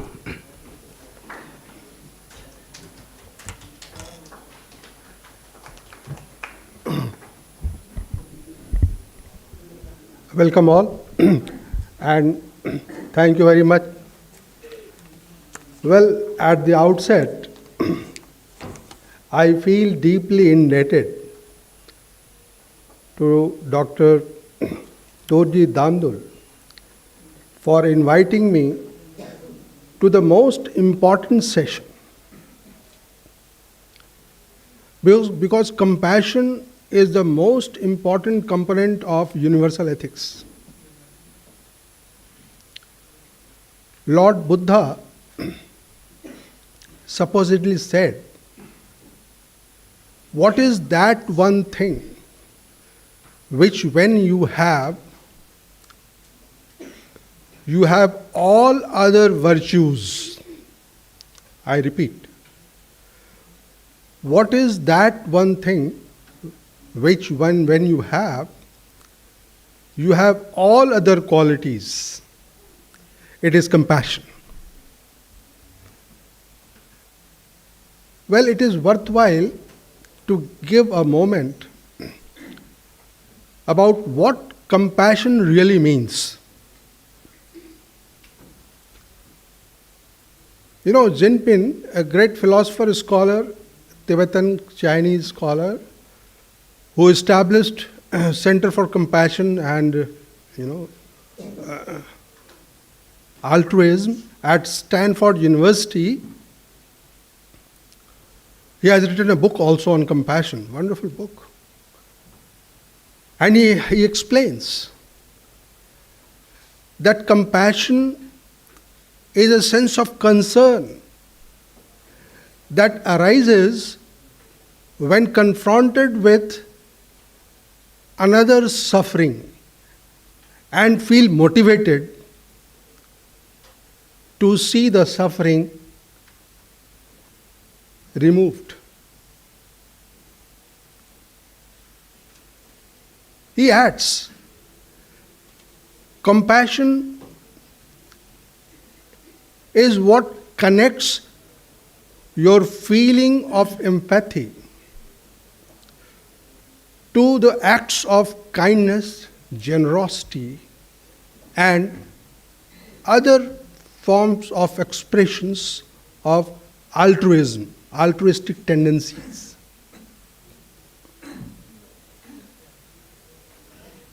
You know, Dalai Lama often says that it is from mother's nurturing that one learns compassion. He said that his mother was his first teacher of compassion.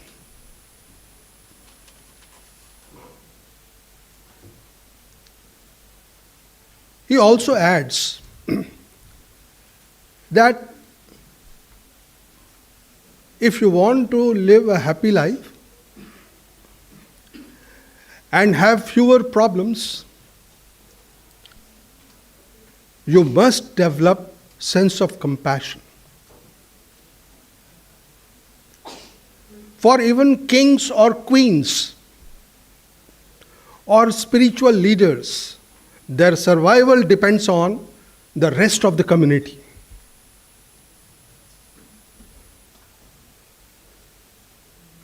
So he laid emphasis upon compassion so much. Now, to me, if Dalai Lama considers mother as the first teacher of compassion, I consider nature as the first teacher of universal ethics. Nature is something which is acceptable everywhere and by everyone.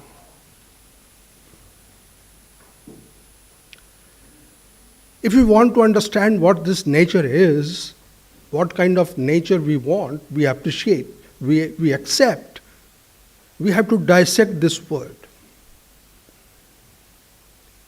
The first letter, N, natural, simple. Let us learn something from Tibetan monks. How simple life is. They don't need to put, necktie for getting recognition and acceptance. They get all kinds of respect, dignity, everything in simple clothes wrapped up. Symbol of simplistic life. Natural things everyone likes, all over the world. So that is N. A is altruism. Everywhere. It is needed. And when we talk of altruism, I appreciate Ratan Tata. He wrote somewhere that we should believe in ideal giving and not money giving. Because ideal giving makes you stronger, makes you sustainable. Whereas money giving may make you, complacent. So you should believe in ideal giving. So A is altruism, that is the real source of happiness. Then T. T stands for thankfulness, gratitude. Everyone likes it. Everyone wants to be thanked. You also want to be thanked for whatever you do. Sense of gratitude. U stands for unity. Unity in the family, appreciate unity of mind, body and soul as an individual. Unity of thoughts and action. Unity in the world. Dalai Lama says so many times, 7 billion human beings, they are one and same at the deeper level. So unity is a very important thing in all the spheres. Similarly, R is respect. Respect to the country, respect to elders, respectfulness is appreciated all over. We are talking about universal ethics, universally acceptable norms. You must pay respect for whatever you are receiving from anyone. And E is, of course, ethics. Ethical conduct, ethical behavior. When we talk of ethics, ethics is what? Values transformed into action is ethics. That is my definition. All universal values, when transformed into action, is universal ethics.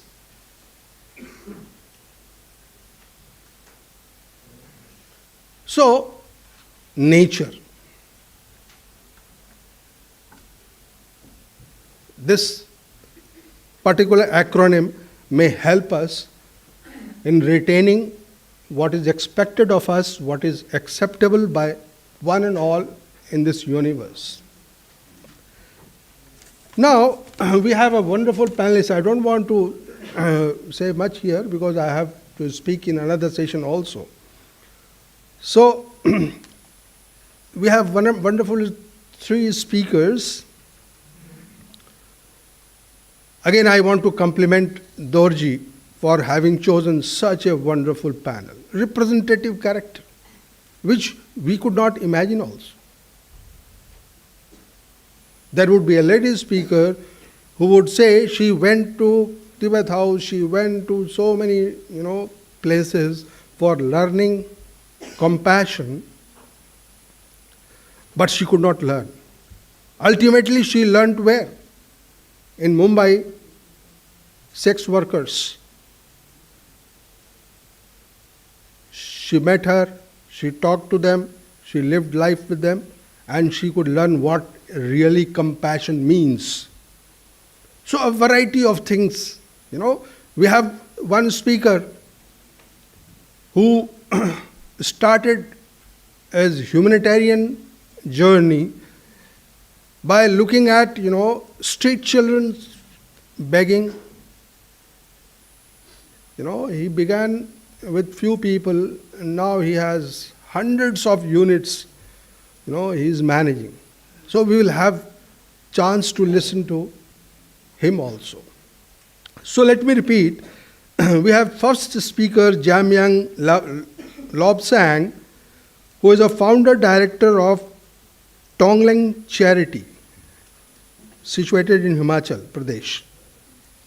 His real journey as humanitarian began when he saw children begging in the street. His compassion towards them led him to visit the slums where these children lived with no access to clear water, sanitation, or education. He has received multiple awards at local, state, national, and international level for social service. His vision, look at his vision. His vision is to break the cycle of poverty through education, better health, and empowerment.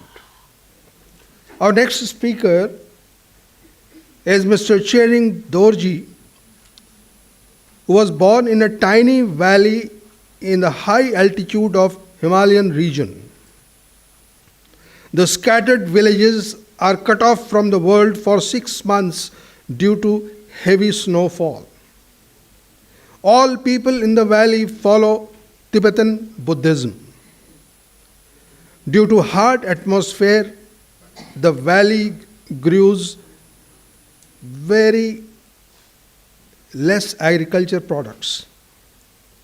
Thus, maximum families are very poor. While in 2000, he became the principal of Munsaling School. In 2017, he has been director of so many schools. Now the third speaker is Ms. Robin Chaurasia. Is the founder of Kranti, an NGO that empowers survivors of trafficking and daughters of sex workers from Mumbai's red light area. Kranti's girls, see, amazing. Kranti's girls have become the first girls of their community to study in schools and universities in the US, UK, and Europe, and received UN awards for their social work, given 50 plus TEDx and other talks around the world, and been featured in number of international media platforms. Ms. Chaurasia has received numerous awards for her work with Kranti, including the French and German Human Rights Award.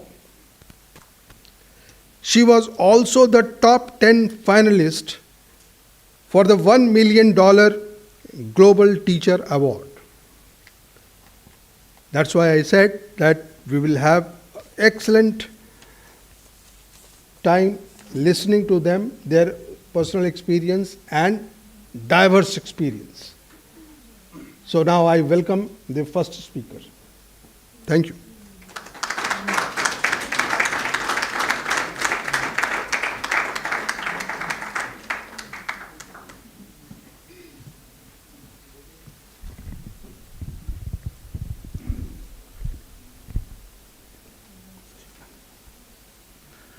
Hello, Tashdili.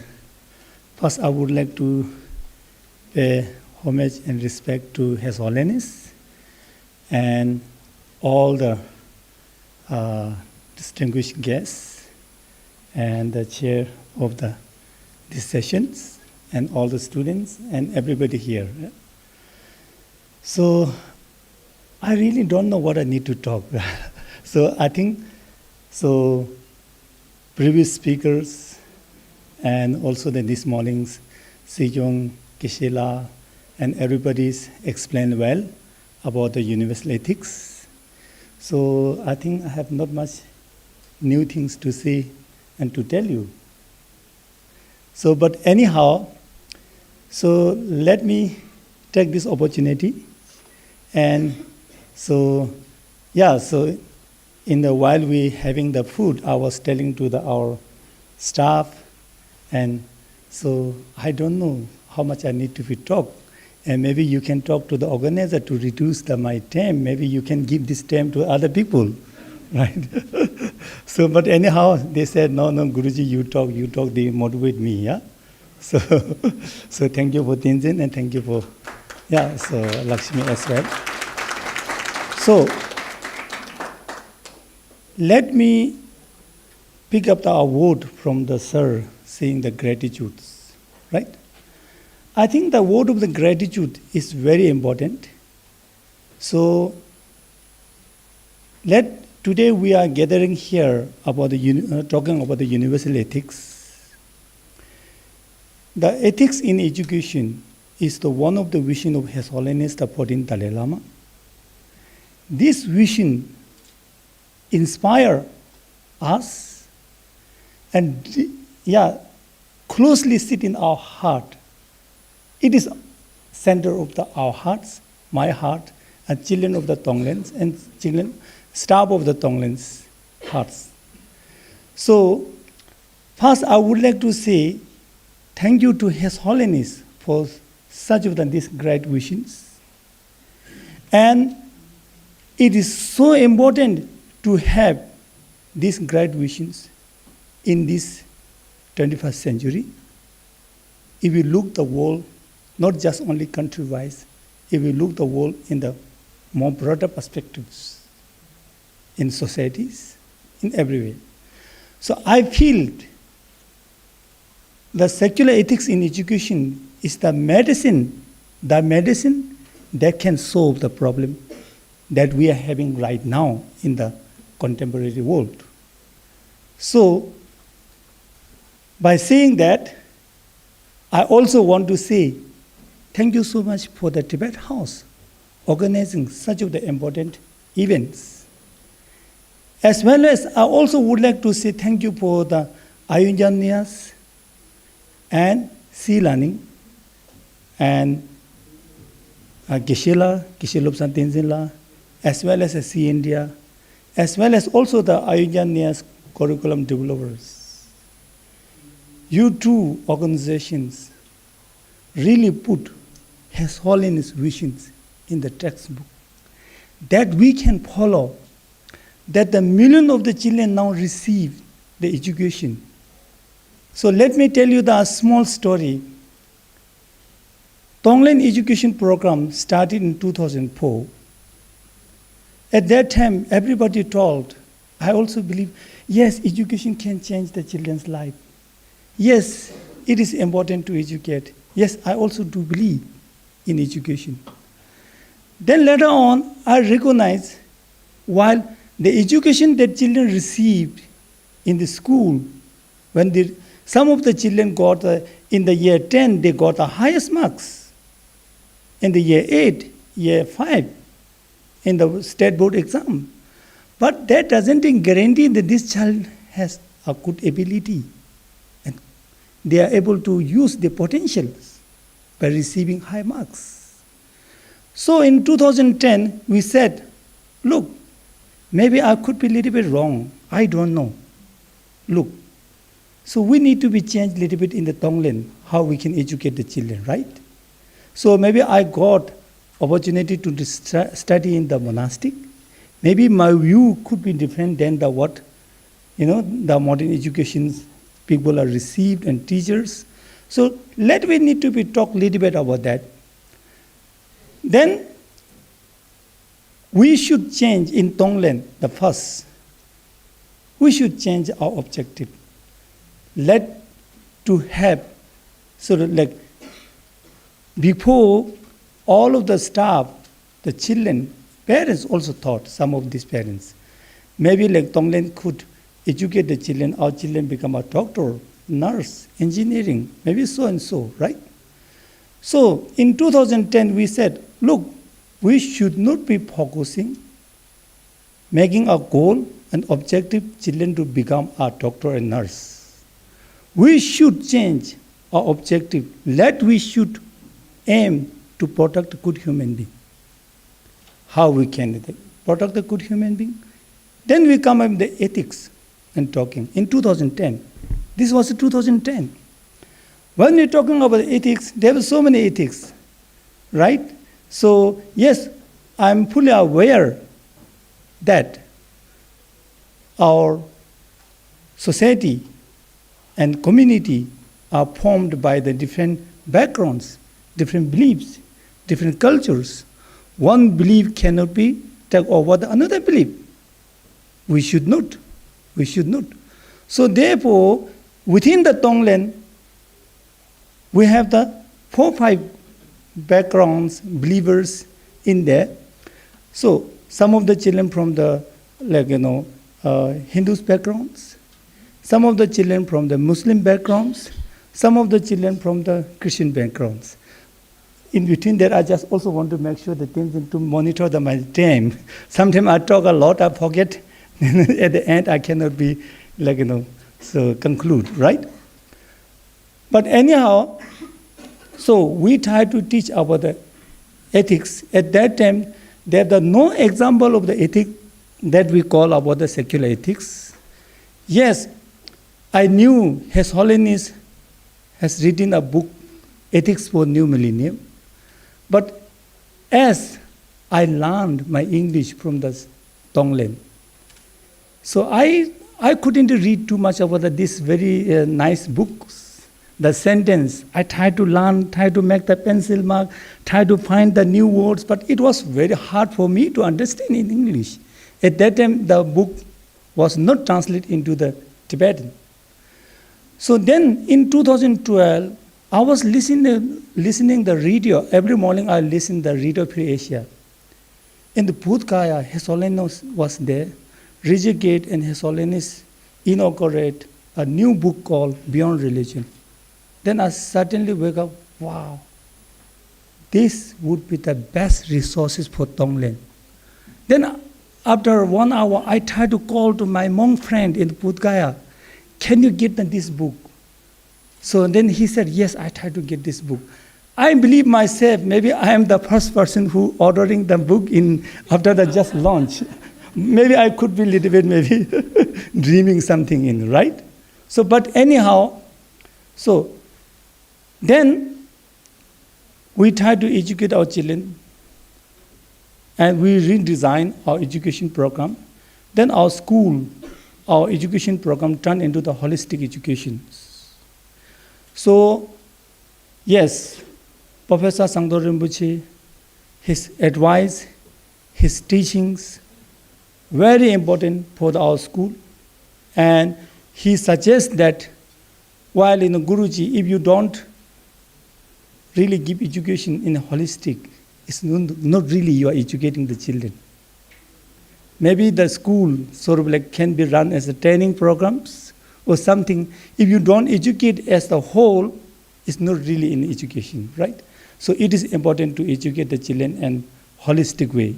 So therefore, we try to learn all these kind of things, to contact to the Krishnamurti schools, Tibetan, Tibetan school, all of these kind of things happen. So rather than telling, too much story, so let me focus on what Tonglen does. So we recognize the universal ethics is important. We try to live in universal ethics in Tonglen. Not just only knowing, learning, hearing, Thoba, right? Not only. And we try to live in, and we try to have the critical insight, the universal ethics, right? So, yes, we can say about the vision of His Holiness is very important. And we want to live in the vision of His Holiness. But not only living with His Holiness vision, it is important to share. So today, even though I'm not really speaking well in English, in Hindi either, but I come here, just say, thank you so much. You all work for the His Holiness visions. And it is important to share His Holiness vision to others. So in Tonglen, we discussed a lot of things about the universal ethics and His Holiness visions.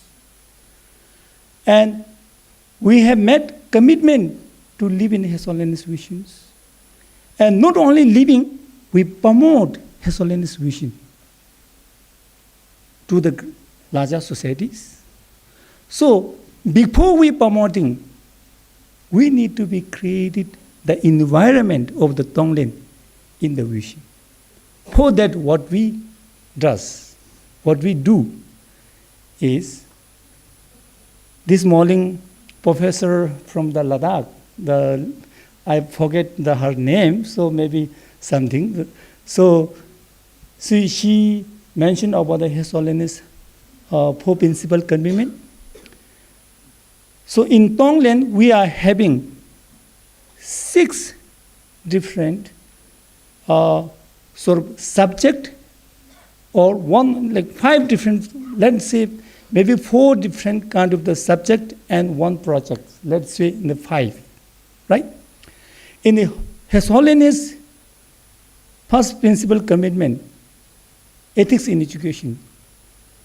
In Tonglen, our children spending in total 67 hours per month in learning universal ethics in education, which is composed by Ayurjanias, and sea learning. In sea learning itself, we are spending almost 18 hours a month. So such of this in the academic subject that students need to spend such of this hour is also tough. It's difficult, but we are committed. And second, religious harmonies. So such of the children in Tonglen, and so we can't do too much about the religious harmonies, this thing, and contribute it.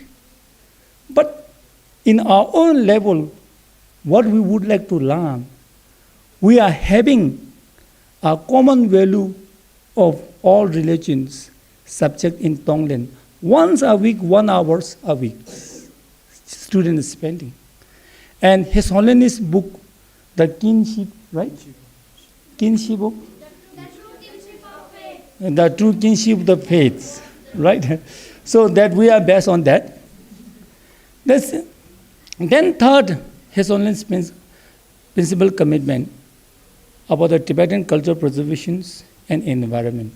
Tibetan cultural preservation, our children may not be too much contributed, and they are Indian students, so we don't do too much about that. But the environments, we had a project. So we started project from Dharamsala, now reached to the Spiti valleys, creating forests. The plantation started from 113 from the Tonglen school, now reached to the different part of the Himachal Pradesh. And so that is like, our environmental sort of project that students and teacher and we all sit together and develop that part.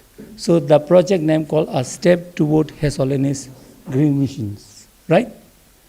So now the fourth one, revival of the ancient Indian knowledge. Yes, of course, sea learning, universal ethics, also part of ancient Indian knowledge, right?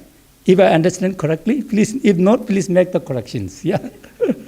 So, look, but we are a little bit more focusing on that one, right?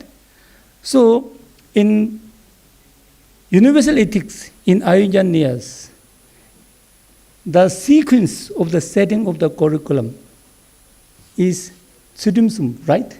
Very, like, sort of for me, as I got a study from the monastery, so the step that following is very matched to me, but it doesn't mean that we are making the distinction between the two like in the curriculum. It's not.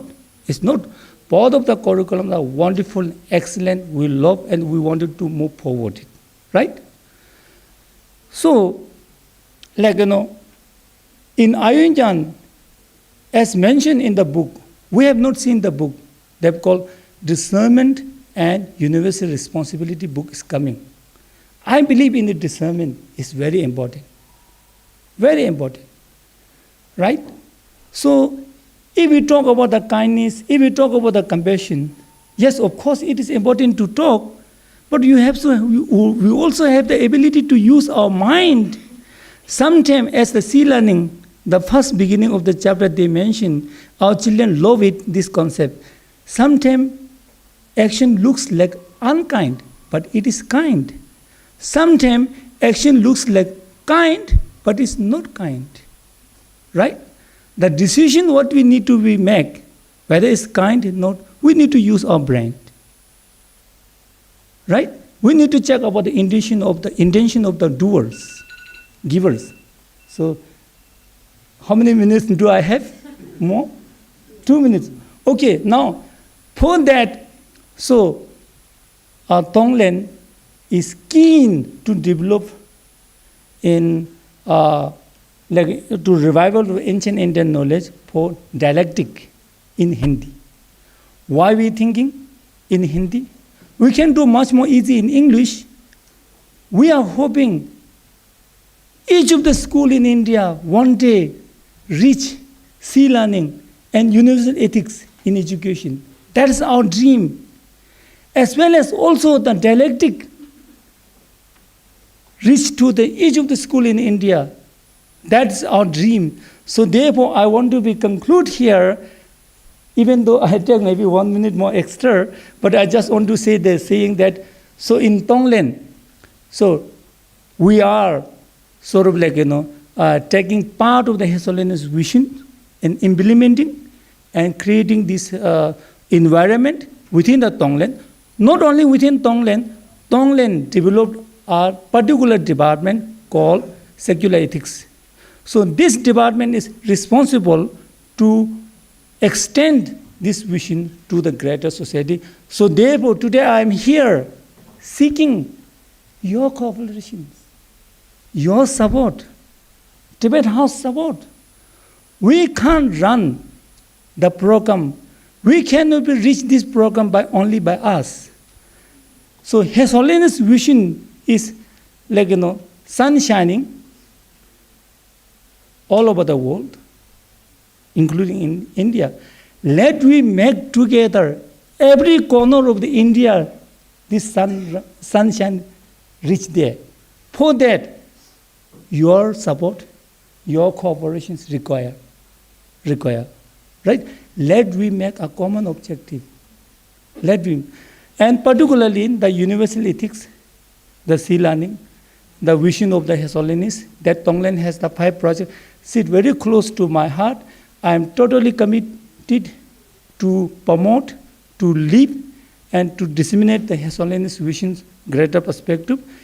As His Holiness, my spiritual teacher, this could be my Guru Dakshina to my spiritual teacher, His Holiness. Thank you. So, thank you so much.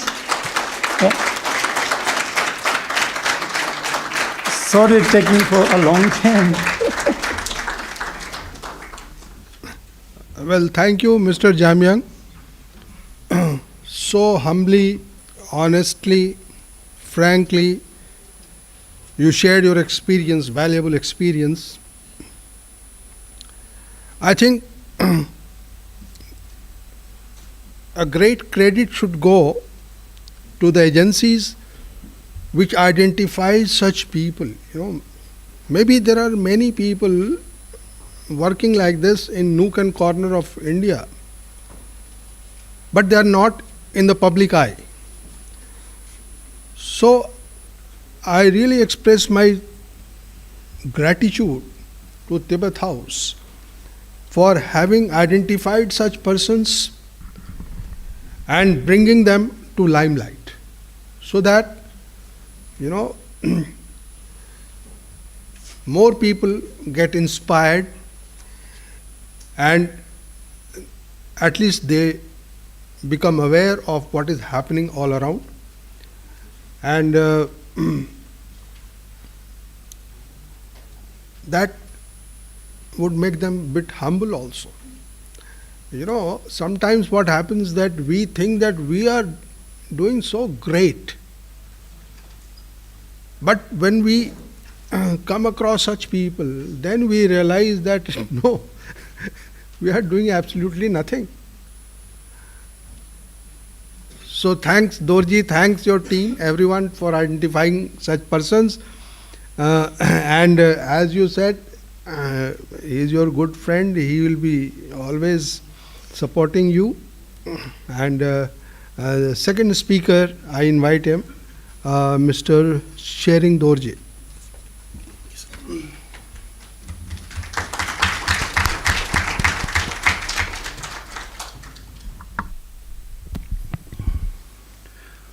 July everyone. So I represent Himalayan mountains. First of all, I would like to thank you, Tibet House, for giving a chance to the Himalayan mountains also.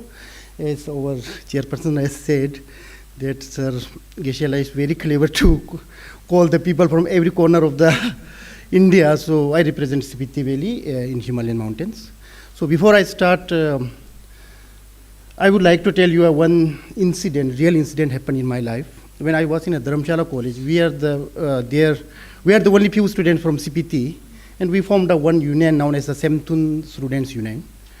And fortunately, that time, great scholar Samdong Rinpoche was there, and he came to one of our event as a university college student. We have many events, so we needed some chance to celebrate the Losar, and so we called Rinpoche. And when Rinpoche came to our function, his first question was, "Oh, are you all from Lawal CPT?" We said, "Yes, we all are from Lawal CPT." And his second question was, "And which place is better, your place or the Mumbai?" Nature answer was Mumbai. We all answered Mumbai, sir. And he said, "Okay, good, because yes, Mumbai has many buildings, big buildings, many people are living there. So that's the reason you said Mumbai is better." Yes, we said, of course, that's the main reason. Then he said, "Okay, if some stranger come to your valley, if some people, unknown people come to your place, what you do the peoples?" Our answer was nature. We said we help them, we feed them, we give them shelter, and we show them the ways. And also we guide them, and whatever they need, we give them, and it is our pleasure. Okay. Then in Mumbai also the people do like that. We all surprised, maybe not. Even they are not ready to tell us the ways, where to go. Then Rinpoche said, "Oh, then how your place is worse and their place is better?" That was the realization of the universally this first time in my life. So I'm living in a CPT, which is a very tiny village border to the Tibet. And till the 1990s, it was totally closed for the outsiders. Even for the Indians need a permission to go there, inner land permission to go there. Because of that, when I was young, I studied in my village. So I clearly remember that when we are taught by our teachers that there are the human beings who have yellow hair and blue eyes, we never believe. We think that must be the ghost. So that was the situation in my valley, because there was no power till the last 30 decades back when I was a student. So I remember that when the first time power came there, so every time when the power comes, we have to say Jule or the Jai Hind. So like that, we have to welcome the power. Still the big problem there, the power is not very regular there. But anyway, in 1990s, it has opened for the tourists, for the outside world, for the, of course, Indians, and still some kind of the permission are needed, but it has opened. Then also the many schools has also opened. We got the educations. But the main thing comes, with these developments, whether we are the happier or not, I'm here to tell this story. Because I saw this, because 30 years when I was the student, in our village, if the one donkey is bought, we feel very happy. Really, I'm telling the story, because we will get a ride there, we will get to take the water, we can use it. But these days, buying the Mercedes car may be so much not happy for my villager also, because it is development.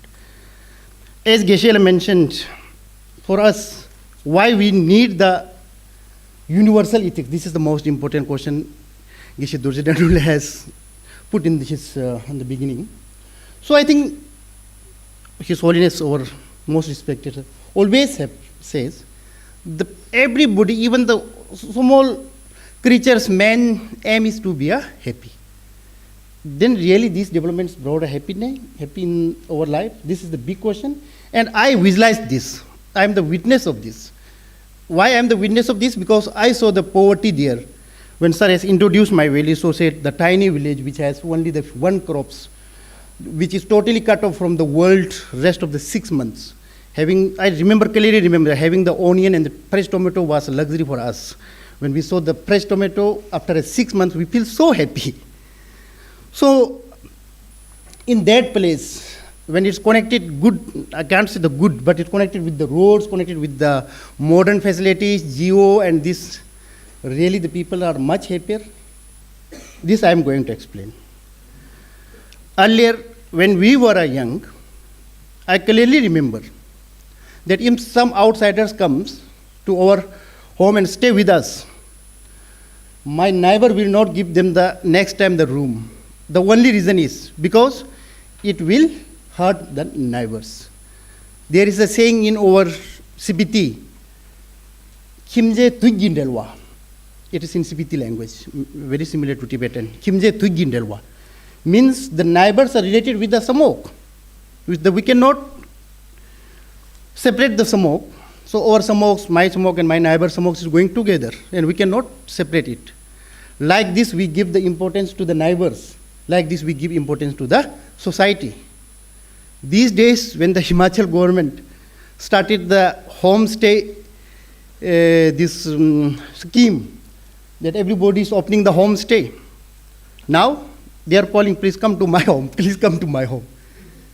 But what is happening at last? When I was young, maybe I started brushing my teeth when I was 12 years. No, 16 years old, when first time I went to the Dharamshala. But we don't have any kind of the teeth diseases. I don't know about this diabetes, sugar, this BP problems, this in our time. Why? Because we are more happier those days. We have the ethical values. With that time, those days we have many ethical values, sharing each other. More happier persons those days. The relationships, we talked about relationships. I remember when I was young, when our grandparents used to tell us the stories when we don't have the powers, the folk tales we used to tell. All the folk tales are based on the ethics. All the folk tales, they give ethical values. We give the respect to the values, we give respect to the how deal all these ethical values which we have talked earlier, whatever the compassion, whatever the sharing, whatever this cooperating, these all stories are based on that. Then, in 1990s, when we were opened, many people started to come there. They also constructed the road to CPT. Many people started to come there. With their coming, many diseases also started to come. Now there are many people, even myself also diagnosed with the diabetes. I mean, only the medicine, and this is not the cure of the diseases. We need really the warm heart for this. Earlier, our grandparents, they use a very long life. Most times, maybe the food is one reason, because that time we have very simple food. But they are very less sick. There was no doctors at all in 1990s. There was no hospitals in Spiti Valley. But people also did not get so many kind of the diseases. This all are because of the heart. I think this is the main thing, heart, or the happiness, the contentment they have got. Because of this, they are very happy. His Holiness the Dalai Lama has mentioned in one of his book, I think Ethics of the New Millennium, he has clearly said, there is a one valley where the people do not lock the doors, so that the passengers, they can have a meal, or they can have a tea, or they can have some kind of the drinks there. Settle in some places, some tiny villages in my valley, they don't close the door. They don't lock the door. So these are the values there. Then, with the introduction of the education, Government of India has declared us as a scheduled tribe. So with that tribe, we started to get the jobs. When we started to get the government jobs, many people now, they have the money. Earlier, we don't have the poor and rich. When I introduced, most of the people are poor. Earlier, we don't have a poor. We all are same. I think, like in a Ladakh, in an ancient future, the writer has clearly written that when he visited first time there, he asked some persons if anybody needed a sponsorship in this village. He said, no, we all are equal. When I was young, we all are equal. We all have the homes, same. Even the homes are not built by the laborers, it's built by ourselves. We call it mila. So every time when we construct the house, I don't need to hire the laborers. From every household, some people will come to work with me. So all have the same houses, all have the same food. So we don't have any poor and rich people. We don't know the rich and poor's definition. Of course, there were no beggars at all. Then with the modern education, the things started to change. So first, my place is so cold and difficult, hard area. When we were under the Punjab, not under the Himachal, but we were under the Punjab. So when they opened the first time schools, so the teachers were sent there on the basis of punishment. If some teacher does not work well, so they were sent to the CPT as a punishment.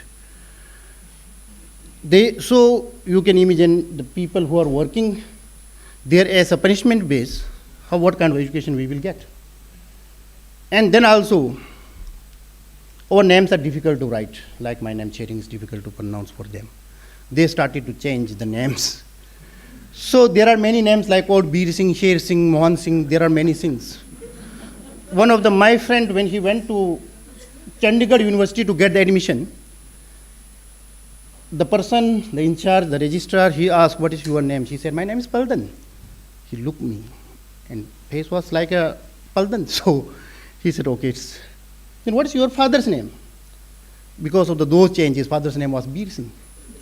He said, my father's name is Bir Singh. Kis Sardar ka munda hai tu? He said the next answer. So I'm elaborating this story here because like our face, we have our values that we have to keep. This is very necessary.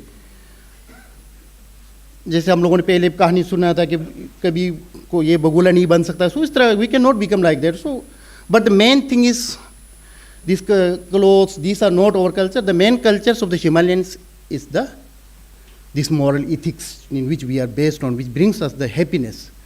Then because of this situation, in 1990s, the plus 2's result, when it was declared, again maybe no again, so CPT's pass percentage was 2%.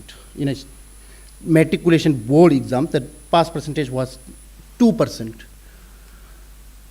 So our founder, Lamaji, that time he was in an Institute of Buddhist Dialects. So when he went to the TCV, it was totally opposite. There the result was 100% or the 2% fail or the 98% passed. So we started the Munsiling School in 1996 by our founder, Gintashin MGLG, and the main thing is, this school is based out by His Holiness the Dalai Lama himself, that time in CPT, and he named it Munsiling. Then we realized which kind of the moon means dark and cell means light. Which kind of the light we have to remove those diagonals. First we thought that maybe result, as Sir has also mentioned, that we are also focusing on the results. I was as a principal, every time myself get up early in the morning, I go to bed very late to give a good results. And we have a very good results for last many years. Then we realized, only this is same as the story, because we all represent the same works working in the Himalayas with the students. Then also we realized that this is not enough. After becoming doctor, engineer, they are even decreasing our harmony or peace cultures. Now the person who got the doctor, they are becoming rich, and the others were becoming poorer, one thing. The main thing is, after getting the doctor, he is happy or not? This is the main question.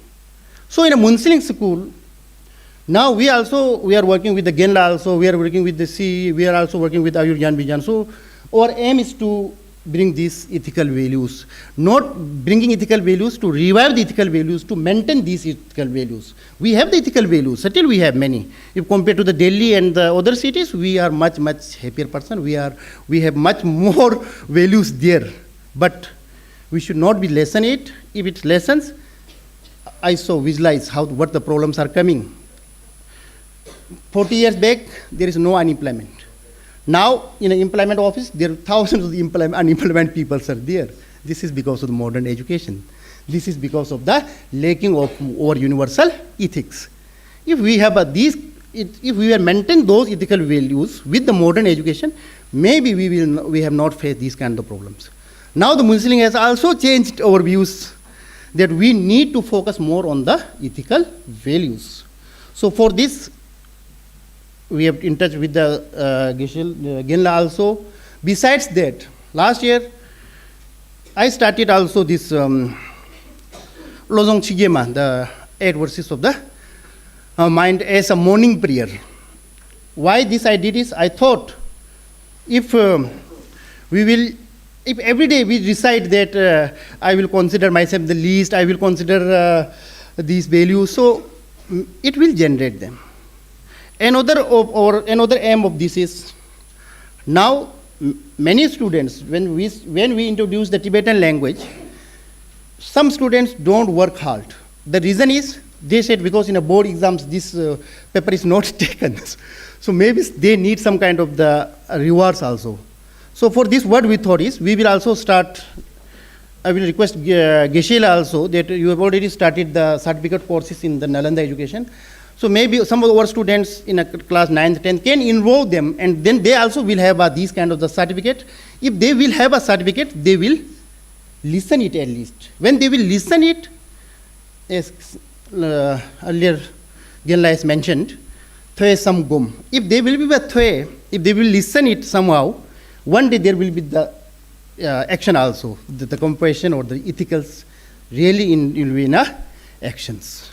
So that's why another our planning is to work more with the Tibet House or the Nalanda education, whatever else. So to keep these values which we have, earlier we have. Now another thing, earlier when we were in a school, when some outsiders come ask, what is your aim of your life? Our answer is, I want to become doctor, I want to become engineer. But now this thinking also we have changed. Now most of my students answer, my aim is to be happy. This is we are bringing the changes. Still, CPT has not lost its culture, not lost its ethical values, but this is a right time to save them. Otherwise, now opening of this Atal Tunnel, opening of these new roads, many people are coming there. destroying our cultures. So this is a very right time. For this, we have a great responsibility. At present, we are running the 3 schools in CPT. And in the 3 schools, we almost every 1/3 student is sitting in our schools. So we have a great responsibility to maintain the universal ethics, but we have many limits.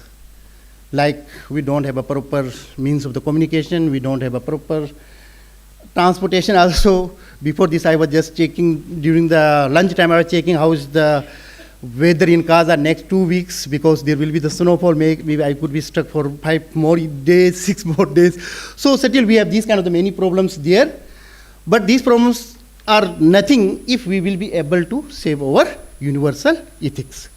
So, my another thing is, in a near future, as President Sir Sikyong also said that in a Tibetan institutes, there are many are occupied by the Himalayans. It is very true. I am sure, my name is Shering Dorje because of the Tibetans, because of the His Holiness the Dalai Lama. If the Tibetans has not come to CPT, not come to India, not as a refugee, maybe I don't have the name like Shering Dorje, I also maybe the Ram Singh, Sher Singh, like that. So,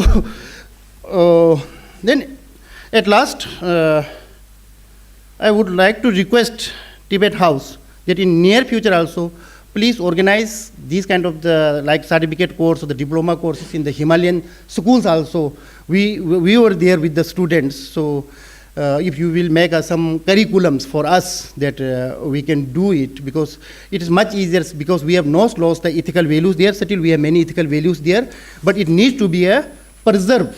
So it can be preserved with the help of the, we are here, we have the cultures, we have the religions, we have the language because of the Tibetan government. This is, I have to accept.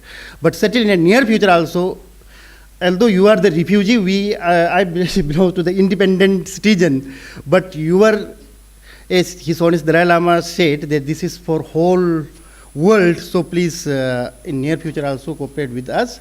So we will work more on this, so that how to keep the ethical, universal ethics in the Himalayas. Thank you very much.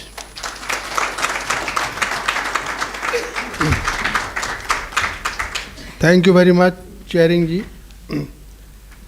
You have given us a very important message out of your own experience, that by adhering to ethics and values, one can overcome all kinds of difficulties and problems.